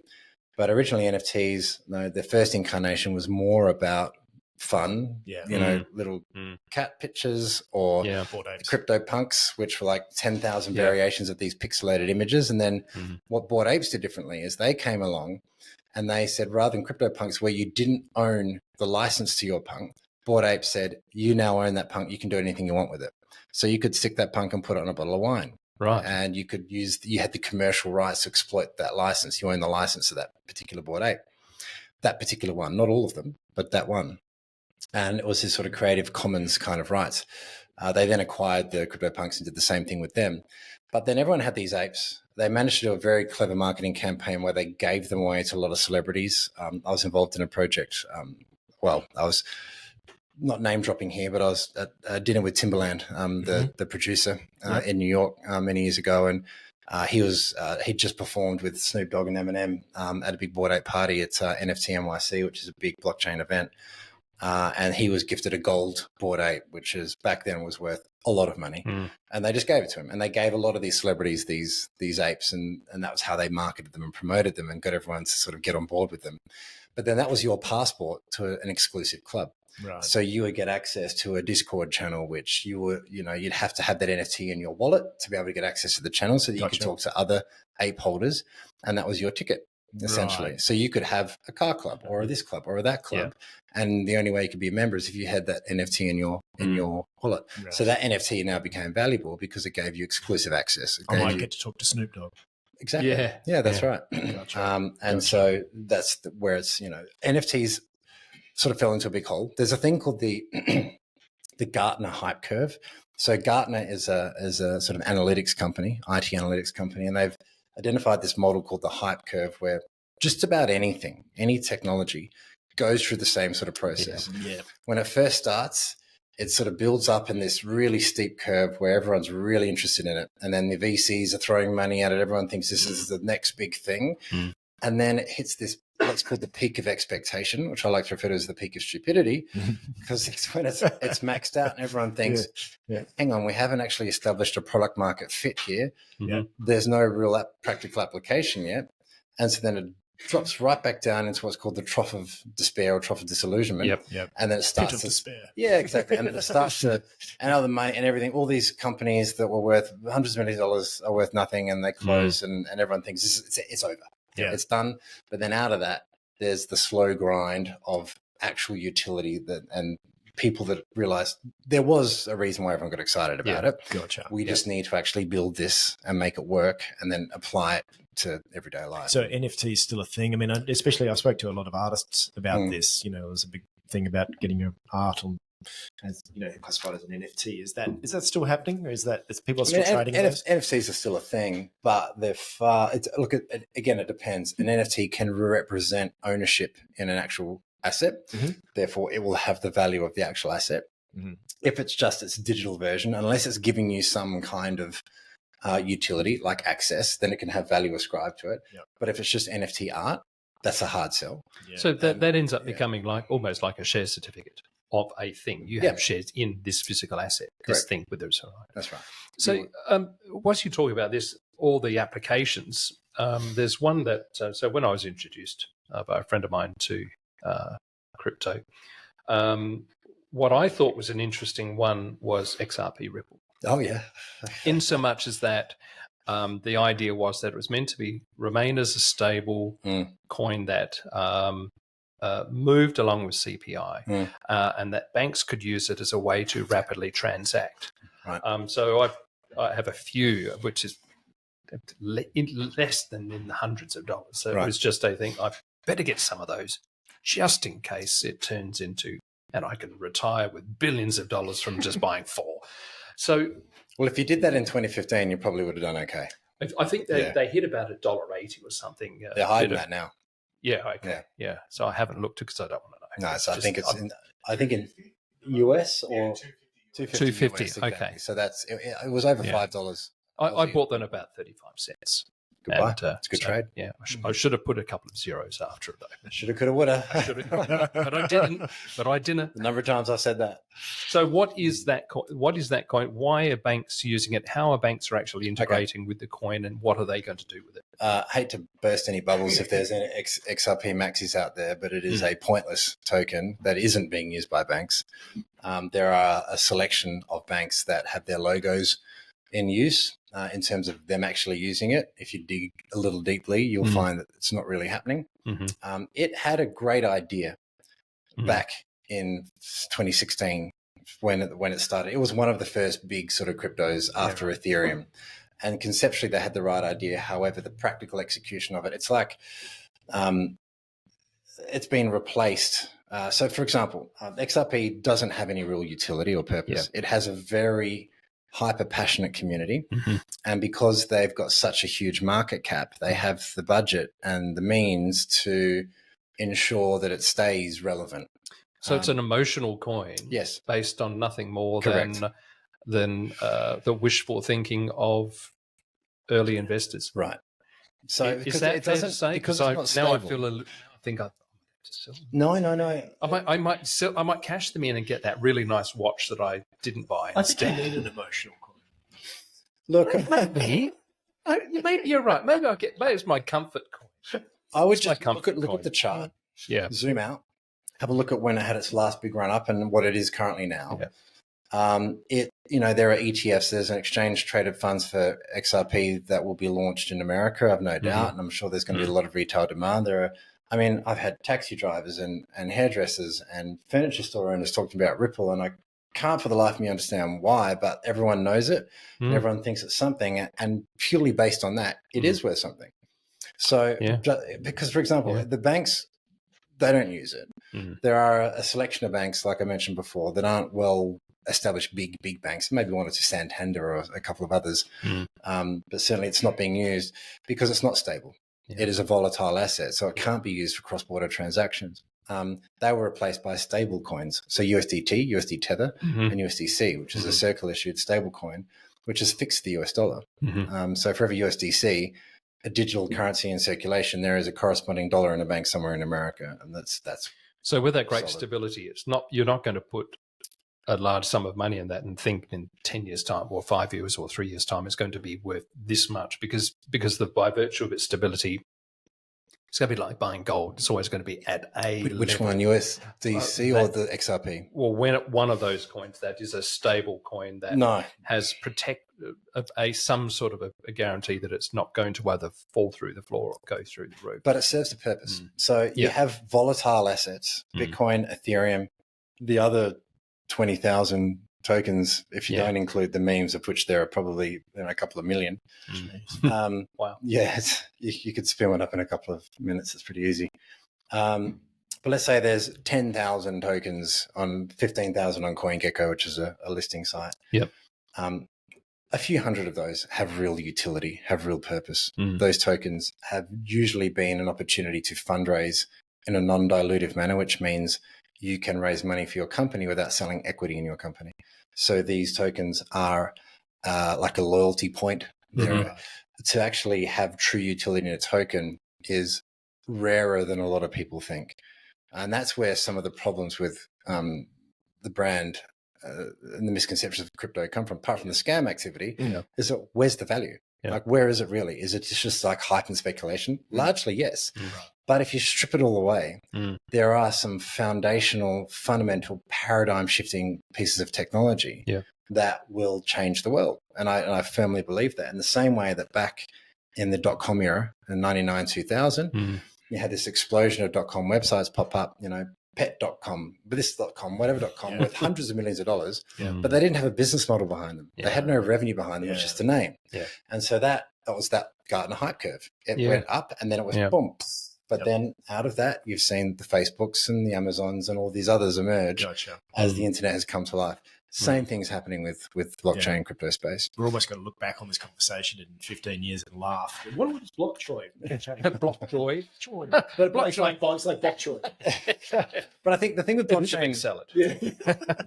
the thing with blockchain is that, as long as you understand the very basic concept that it's about taking out the middleman, it's about taking away the reliance on a third party. I think that's the thing that moves me from the socialists that I'd like to be in theory, right? To the I'm going to get you a headset. You have to talk into this bit.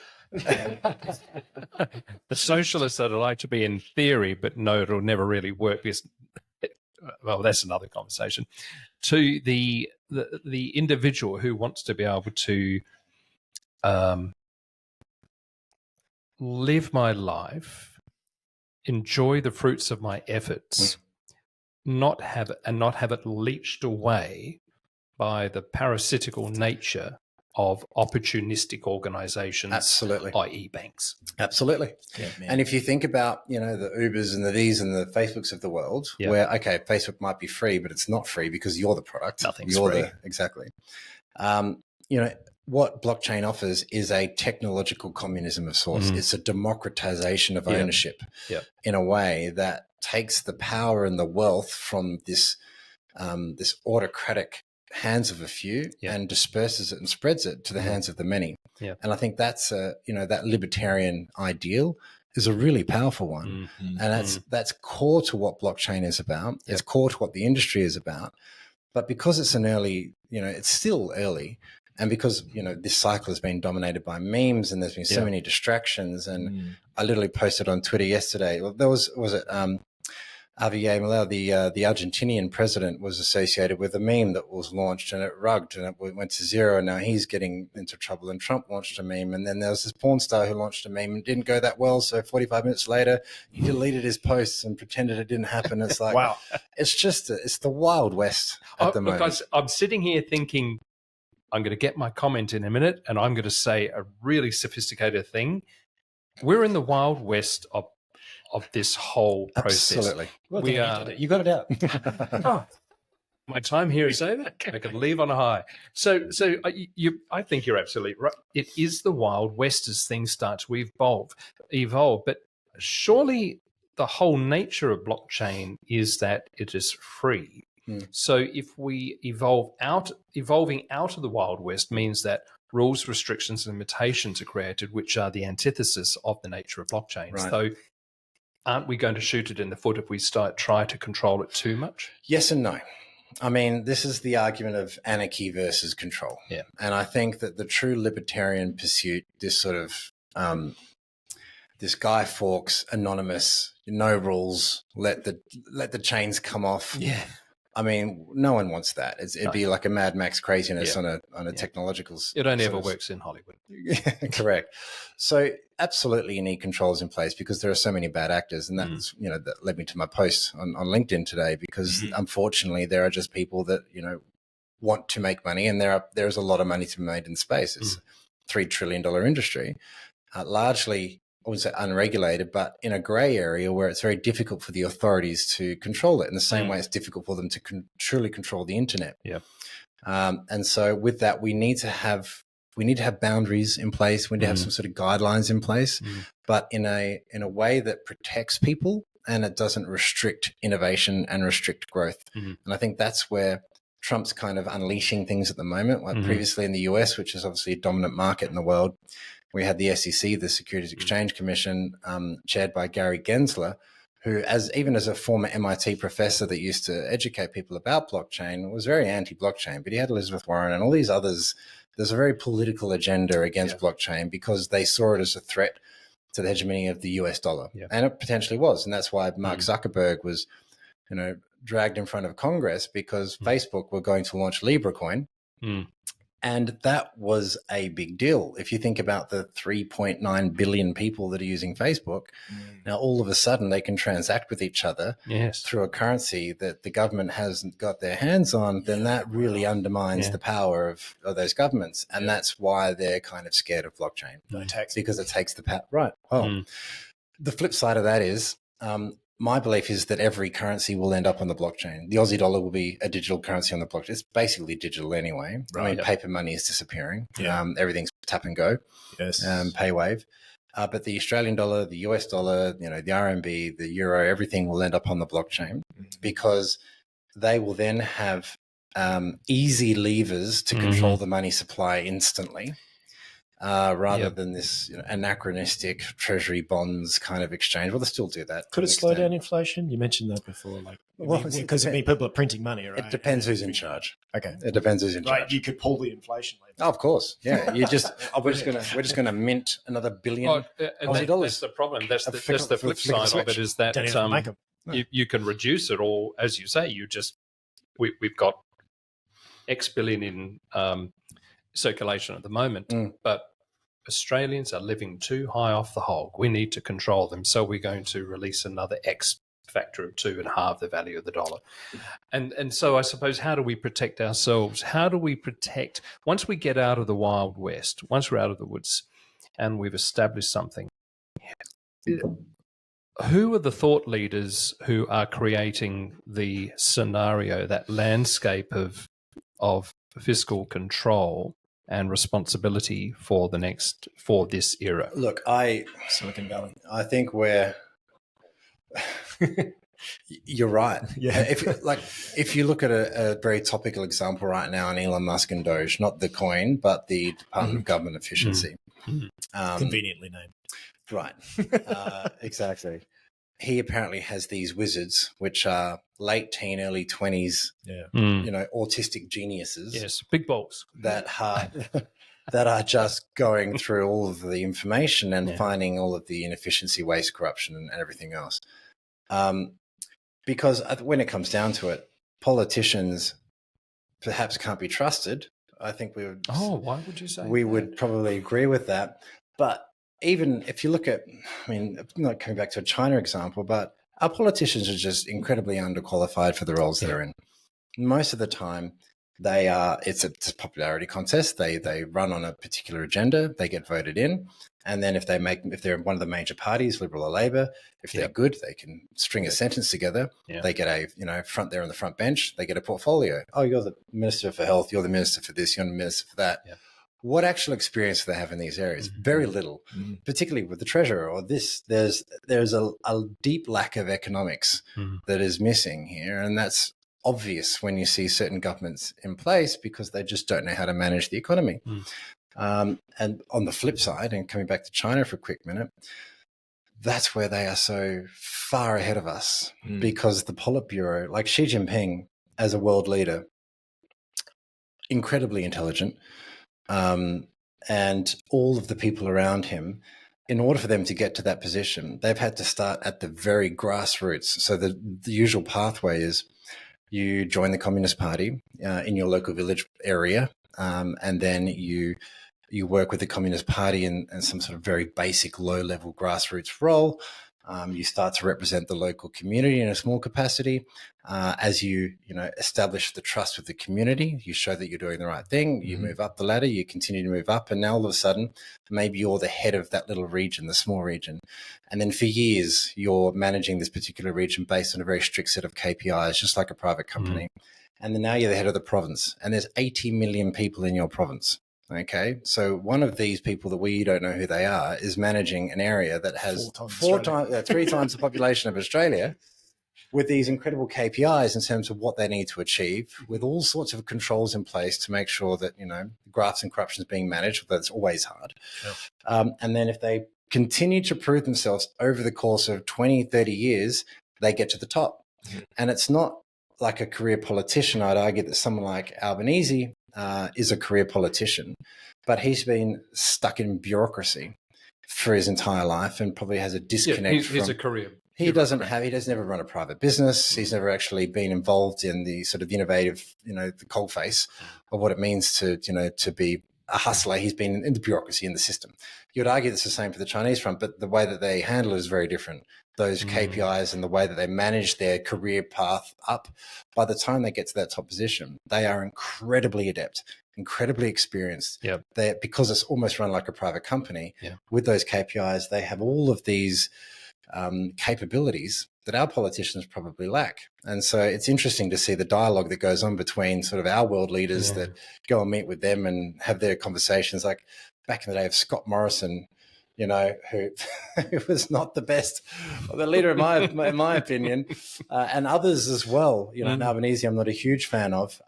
There's very few that you could point to and say he's our guy. But it doesn't seem to be. We don't seem to have the those leaders anymore. That I'm looking to the left because that's mentally where my mind is. We don't have those leaders. Okay, cool. It's not haggis. So I'm just wondering, with everything you've just said, that have you just justified why we need to move from a democratic republic to communism all of a sudden? all of a sudden there's a justification for why the Chinese system is better. Because no company is set up as a democracy. Because if a company was it's stability, they don't have to get re-elected every 3 years, so they don't spend half of their time either getting re-elected or settling in or justifying into a position. Yeah, trying to win the next election as opposed to winning the job. Yeah, it's frustrating. I mean, like it's not till you start building a business and then you start going, go for a grant or something like that, and all of a sudden you're, I'm almost there, or I've got that through, and then all of a sudden there's change of government. We're going to change this to exactly the same thing with a different name. It's incredibly frustrating. I might just move on from there because I'm conscious of time, but I'd like to get a bit of a more of a holistic, approach to business away from blockchain. And I want to come back to that one you talked about, trust, today. That this. So this is an article that you wrote today. I'm just going to paraphrase little things about it. But I love what you wrote here. Trust accelerates everything. When it's broken, business slows, costs rise, and friction increases. Reputation is everything. That's just beautifully written. And then your word is currency. Don't abuse it. Act in good faith. Honor commitments. Protect your reputation. Once lost, it's gone. Too many take advantage of trust, especially in cross-border deals where legal recourse is slow and expensive. I'm a little fed up with it, so I'm calling it out. So what led to that today? Why that post? I guess there was a straw that broke the camel's back. Look, part of my experience, all of my experience has been global. I'm based here in Adelaide. My team is around the world. My partners are in Europe. I've got one partner in Australia. Most of our team, I think we have, with the exchange, Wayex, we have maybe 15 or 16 people in Australia out of 100. The rest are global. So I've always operated globally. Blockchain is inherently global by nature. It is decentralized by nature. There are many companies, most companies in blockchain operate in a decentralized basis. They're not sitting in the same room together. They are remote working. And so it's funny, when COVID came, for example, and everyone was trying to figure out Zoom and how do we actually do this? How do we run business from home? I was like, hey, welcome to my world, guys. Yeah.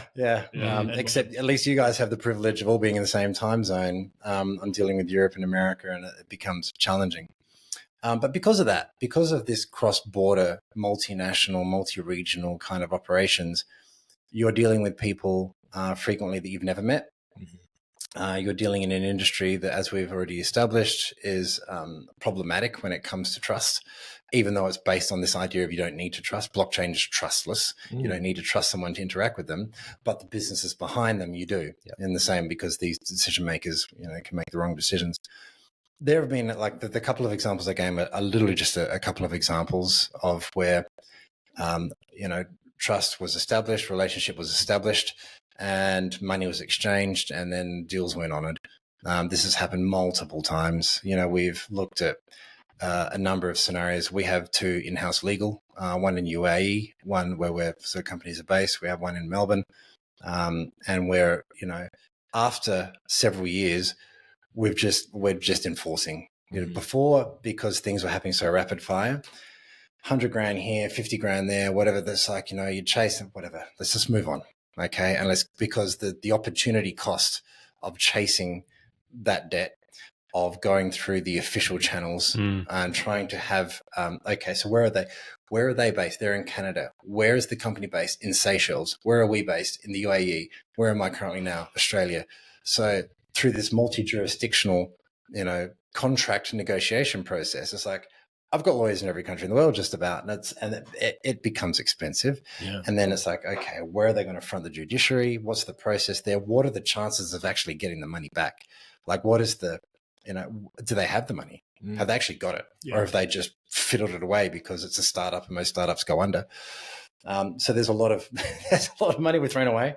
And there are some cases where we've chased. And there was a couple of cases more recently that had sort of come to a head, where I was exhausted with the process, and I've just decided I've just got to call it out. And and I really deliberated on. Now, LinkedIn is a professional network, where I've established relationships with people all over the world, and government officials and private business and everyone else. And do I want to go sort of airing sort of dirty laundry and naming and shaming people. Yeah. Like, it's something I really thought about. Is this a good look for me? Is it a good look for the company?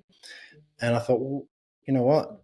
I'm just going to do it because it needs to be done. It's globally responsible to do that. Yeah, and it's because people think they can just get away with things, and I'm kind of tired with that. You know, oh, you're there and I'm here. You know, come and chase me. Good luck. Yeah. It's like, okay, well, I might not get the money back. All right? I think it shows a level of credibility. I definitely wouldn't be concerned. I mean, you see a lot of the, especially LinkedIn, the posts, the people, you know, that are more fluffy.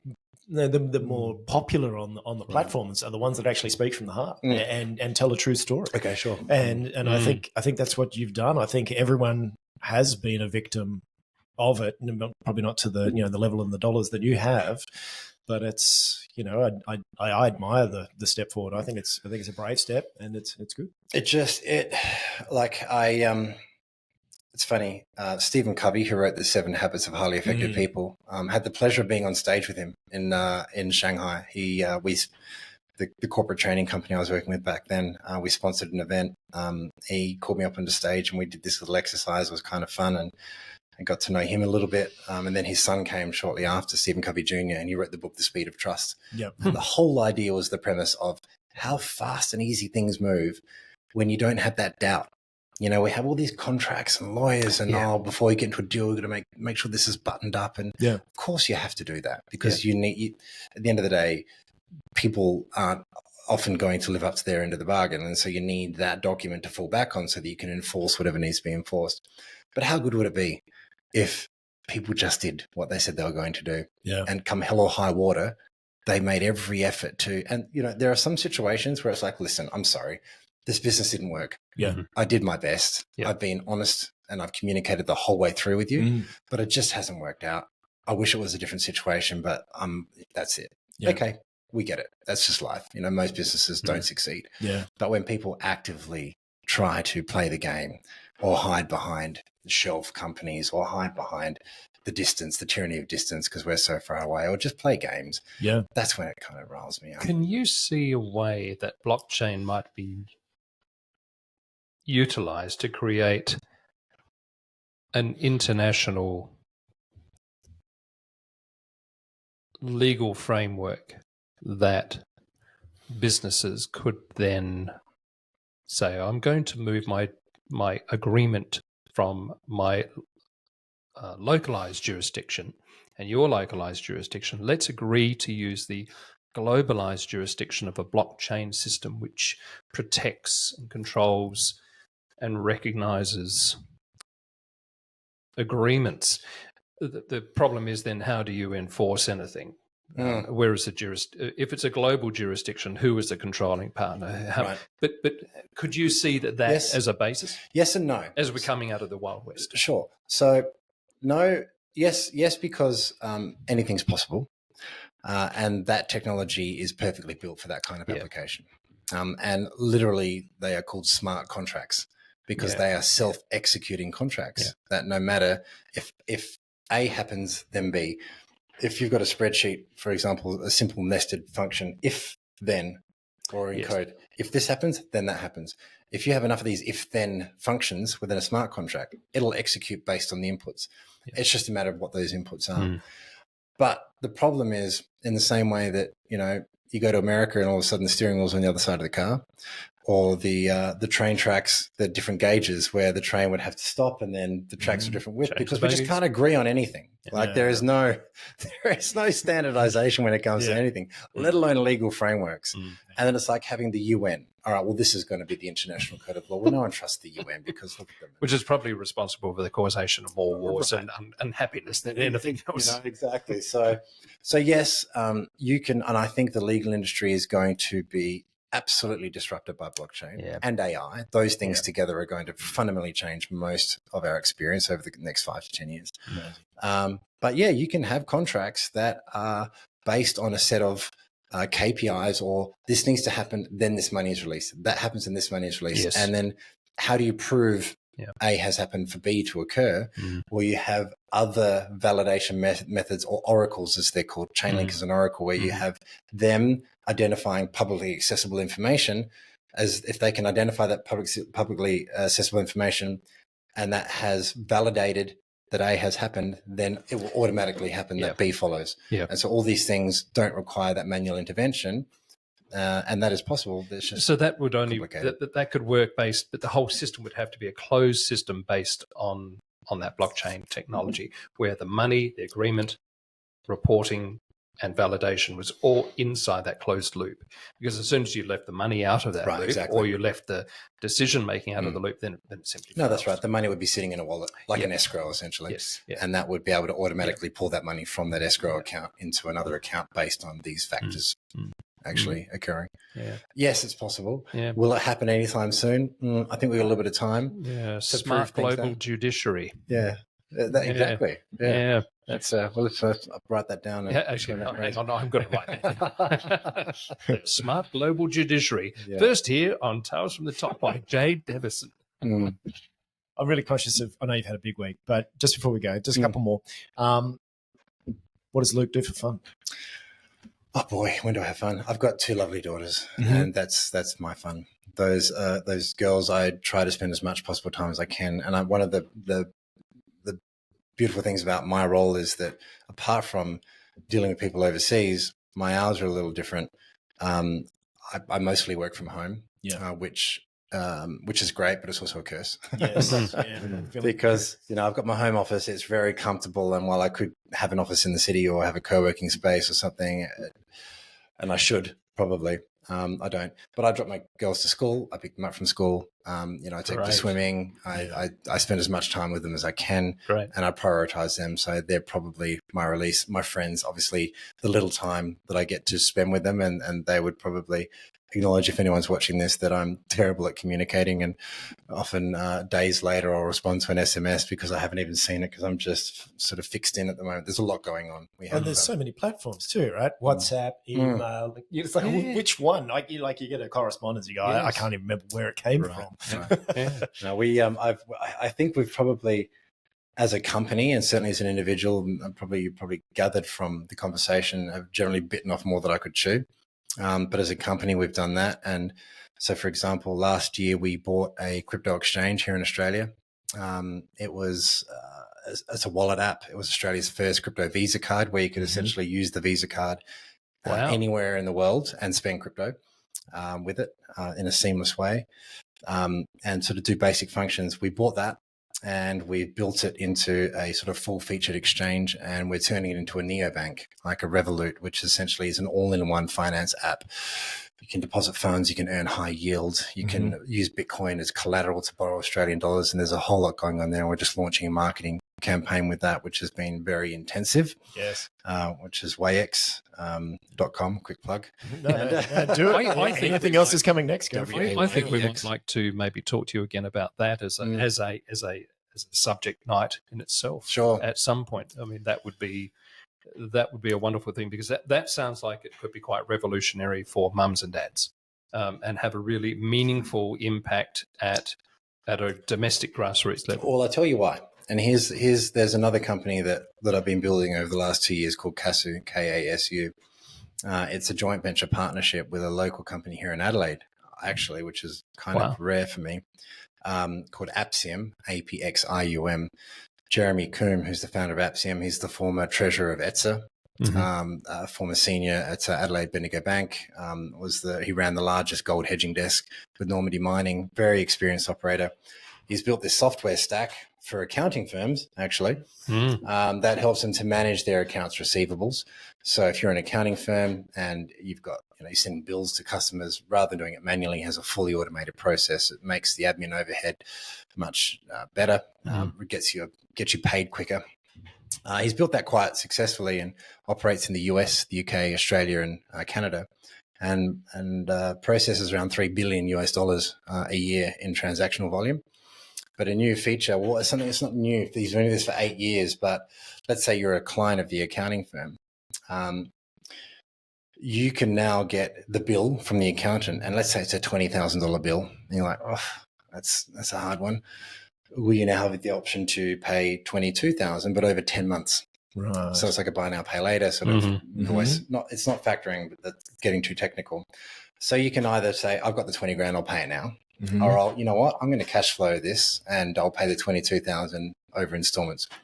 So you pay the 2,000 up front in fees, all the fees up front. Yep. You pay 2,000 of the principal and then you pay the other 18,000 over the course of the next 9 months. Instant hassle-free loan. Absolutely. Wow. So he's been doing this successfully for 8 years. Mm-hmm. It's been a great product for the accounting firms, a great product for the client. Yeah. And so what we've done is we've built a Web3 platform called Kasu, which allows anyone who's got stable coins, remember the USDC I was talking about before, if you've got stable coins, if you're just holding on to those stable coins, you're essentially holding US dollars. So as the US dollar devalues because they keep printing more, as it will, and this Aussie dollar does the same thing, you can take these USDC, drop it into Kasu, it then gets converted into fiat, real Aussie dollars or USD or Canada dollars. Appium then lends it to these accounting firms or the clients of the accounting firms and manages their business. And so by doing that, we're able to access significant yield because the IRR, the internal rate of return for Appium is 20% plus, up to 30%, which is significant through the magic of numbers. And I won't bore you with the details, but they're earning a great return. But this kind of return is inaccessible to most people. We're actually in late stage diligence with a company in the UK. I was actually over in London in November meeting with some big debt lenders. We're in late stage diligence to have a $250 million US debt facility where we have this line of credit that then Kasu and Appium can deploy and lend to these accounting firms. Wow. But the interesting part is for people like us. Let's say you've got 100 grand in the bank and it's sitting in the bank, you're literally losing money because inflation is higher than the rate of return you're probably getting. Yeah. Or if it's keeping up, then good, well done. Yeah. And so you're not actually making any money there. So what do? You put it in the share market. Well, it's volatile. You put it into property. Well, that's great if you can afford to. But then, fractionalized property, that's another thing blockchain can solve. But then what are your options? What are the sort of the safer bets? With this, you can have it in USDC, deposited and earning between 12 to 25% interest. Sustainable on a business model that hasn't lost a cent in 8 years, that has now been diligenced by a Goldman Sachs and Citibank backed fund that is about to throw $250 million in it. So it's fully vetted. It's like, that sounds like a pretty good solution. Not wrong. And so that is the power of this decentralized borrowing lending platform. What was a yield only accessible to institutional lenders. And that's why these institutions make so much money, because they identify opportunities like this, where here's a business that has an incredible risk structuring, working with, accounting firms that don't lose money invariably. And their clients, they have full visibility into all their records. Well, now it's not just the institutions that are lending to them, it's us that can lend to them through this decentralized application of blockchain. All of a sudden, accounting firms become little banks. Yeah, well, we're kind of the bank, and they're borrowing from us, or their clients are borrowing from us, and it's facilitating, it's making their user experience better, and it's providing an option to the general, sort of retail audience to get access to these deals they previously haven't had access to. So that's one of the great things of blockchain. It democratizes access we previously haven't had. And so that's literally launched. I think the press release probably went out while we'd been talking. Right. So, congratulations. Yeah, thank you. We'll see how that goes. I'll leave you with one last question. Sure. We ask everyone, how do you define success? I think success is having love, love of family, love of friends. It is having freedom, the freedom to move around, to spend time where and how you want to, and to be not all consumed with the everyday concerns, which are primarily financially motivated, let's be real. Yeah. So not to say that money is success. That is not. Money is the way to remove those concerns that allow you to actually focus on what is truly going to make you happy. And whether that's a creative expression and an outlet, whether it's, making music or art or movies or whatever it might be, or writing a story, or just spending time with your family, having a purpose. I mean, I think that, the Japanese saying ikigai, I'm not sure if you're familiar with it, but ikigai is essentially, if you imagine a Venn diagram with two concentric circles overlapping that way. Imagine two more overlapping that way. So in the center, all four overlap. Yes. One of those circles, let's see if I can get this right. One is essentially defining your purpose in life. What are you good at? What do you actually have sort of an innate ability to do? Because, we might love something, but we're not really so great at it. So that's fine. We can do it. Like, I've got an electronic drum kit in front of my desk, which I smash around on, but I ain't, Lars Ulrich. But what are you good at? What can you be paid for? So what can you actually earn money from? What does the world need? And I'm about to forget the fourth one. What are you good at? What can you be paid for? What does the world need? I've forgotten the fourth one. Lars Ulrich. Oh, boy. Metallica. Where that all overlaps, that's your purpose. Yeah. But essentially, if you can find that sweet spot, then, congratulations. Very few people actually find that sweet spot. Yeah. But success is about removing those everyday concerns so that you can focus on what is, truly fulfilling. And for me, that's, family, friends. The fulfillment quadrant. There you go. The overlapping central. Thank you so much. Thank you so much for being our guest today. It has been it's been really inspirational listening to you, talking to you, and getting some great insights, especially understanding blockchain, because I've never really got it. Or how to use a microphone. I still not sure how to use it as well as I. Luke Lombe, excellent. Thanks for being on Tales for the Top. I appreciate it. Thank you very much. Thank you. Cheers. And to the listeners, I hope that you enjoyed that as much as we did. Thanks for listening to the show. And if you'd like to find out more about Chiron Audio or Devison Design and how we can create bespoke luxury environments and experiences in your life, you're more than welcome to book a call with one of our principals through our websites, chironaudio.com.au or devisondesign.com.au, or follow us on our socials. Links are in the description.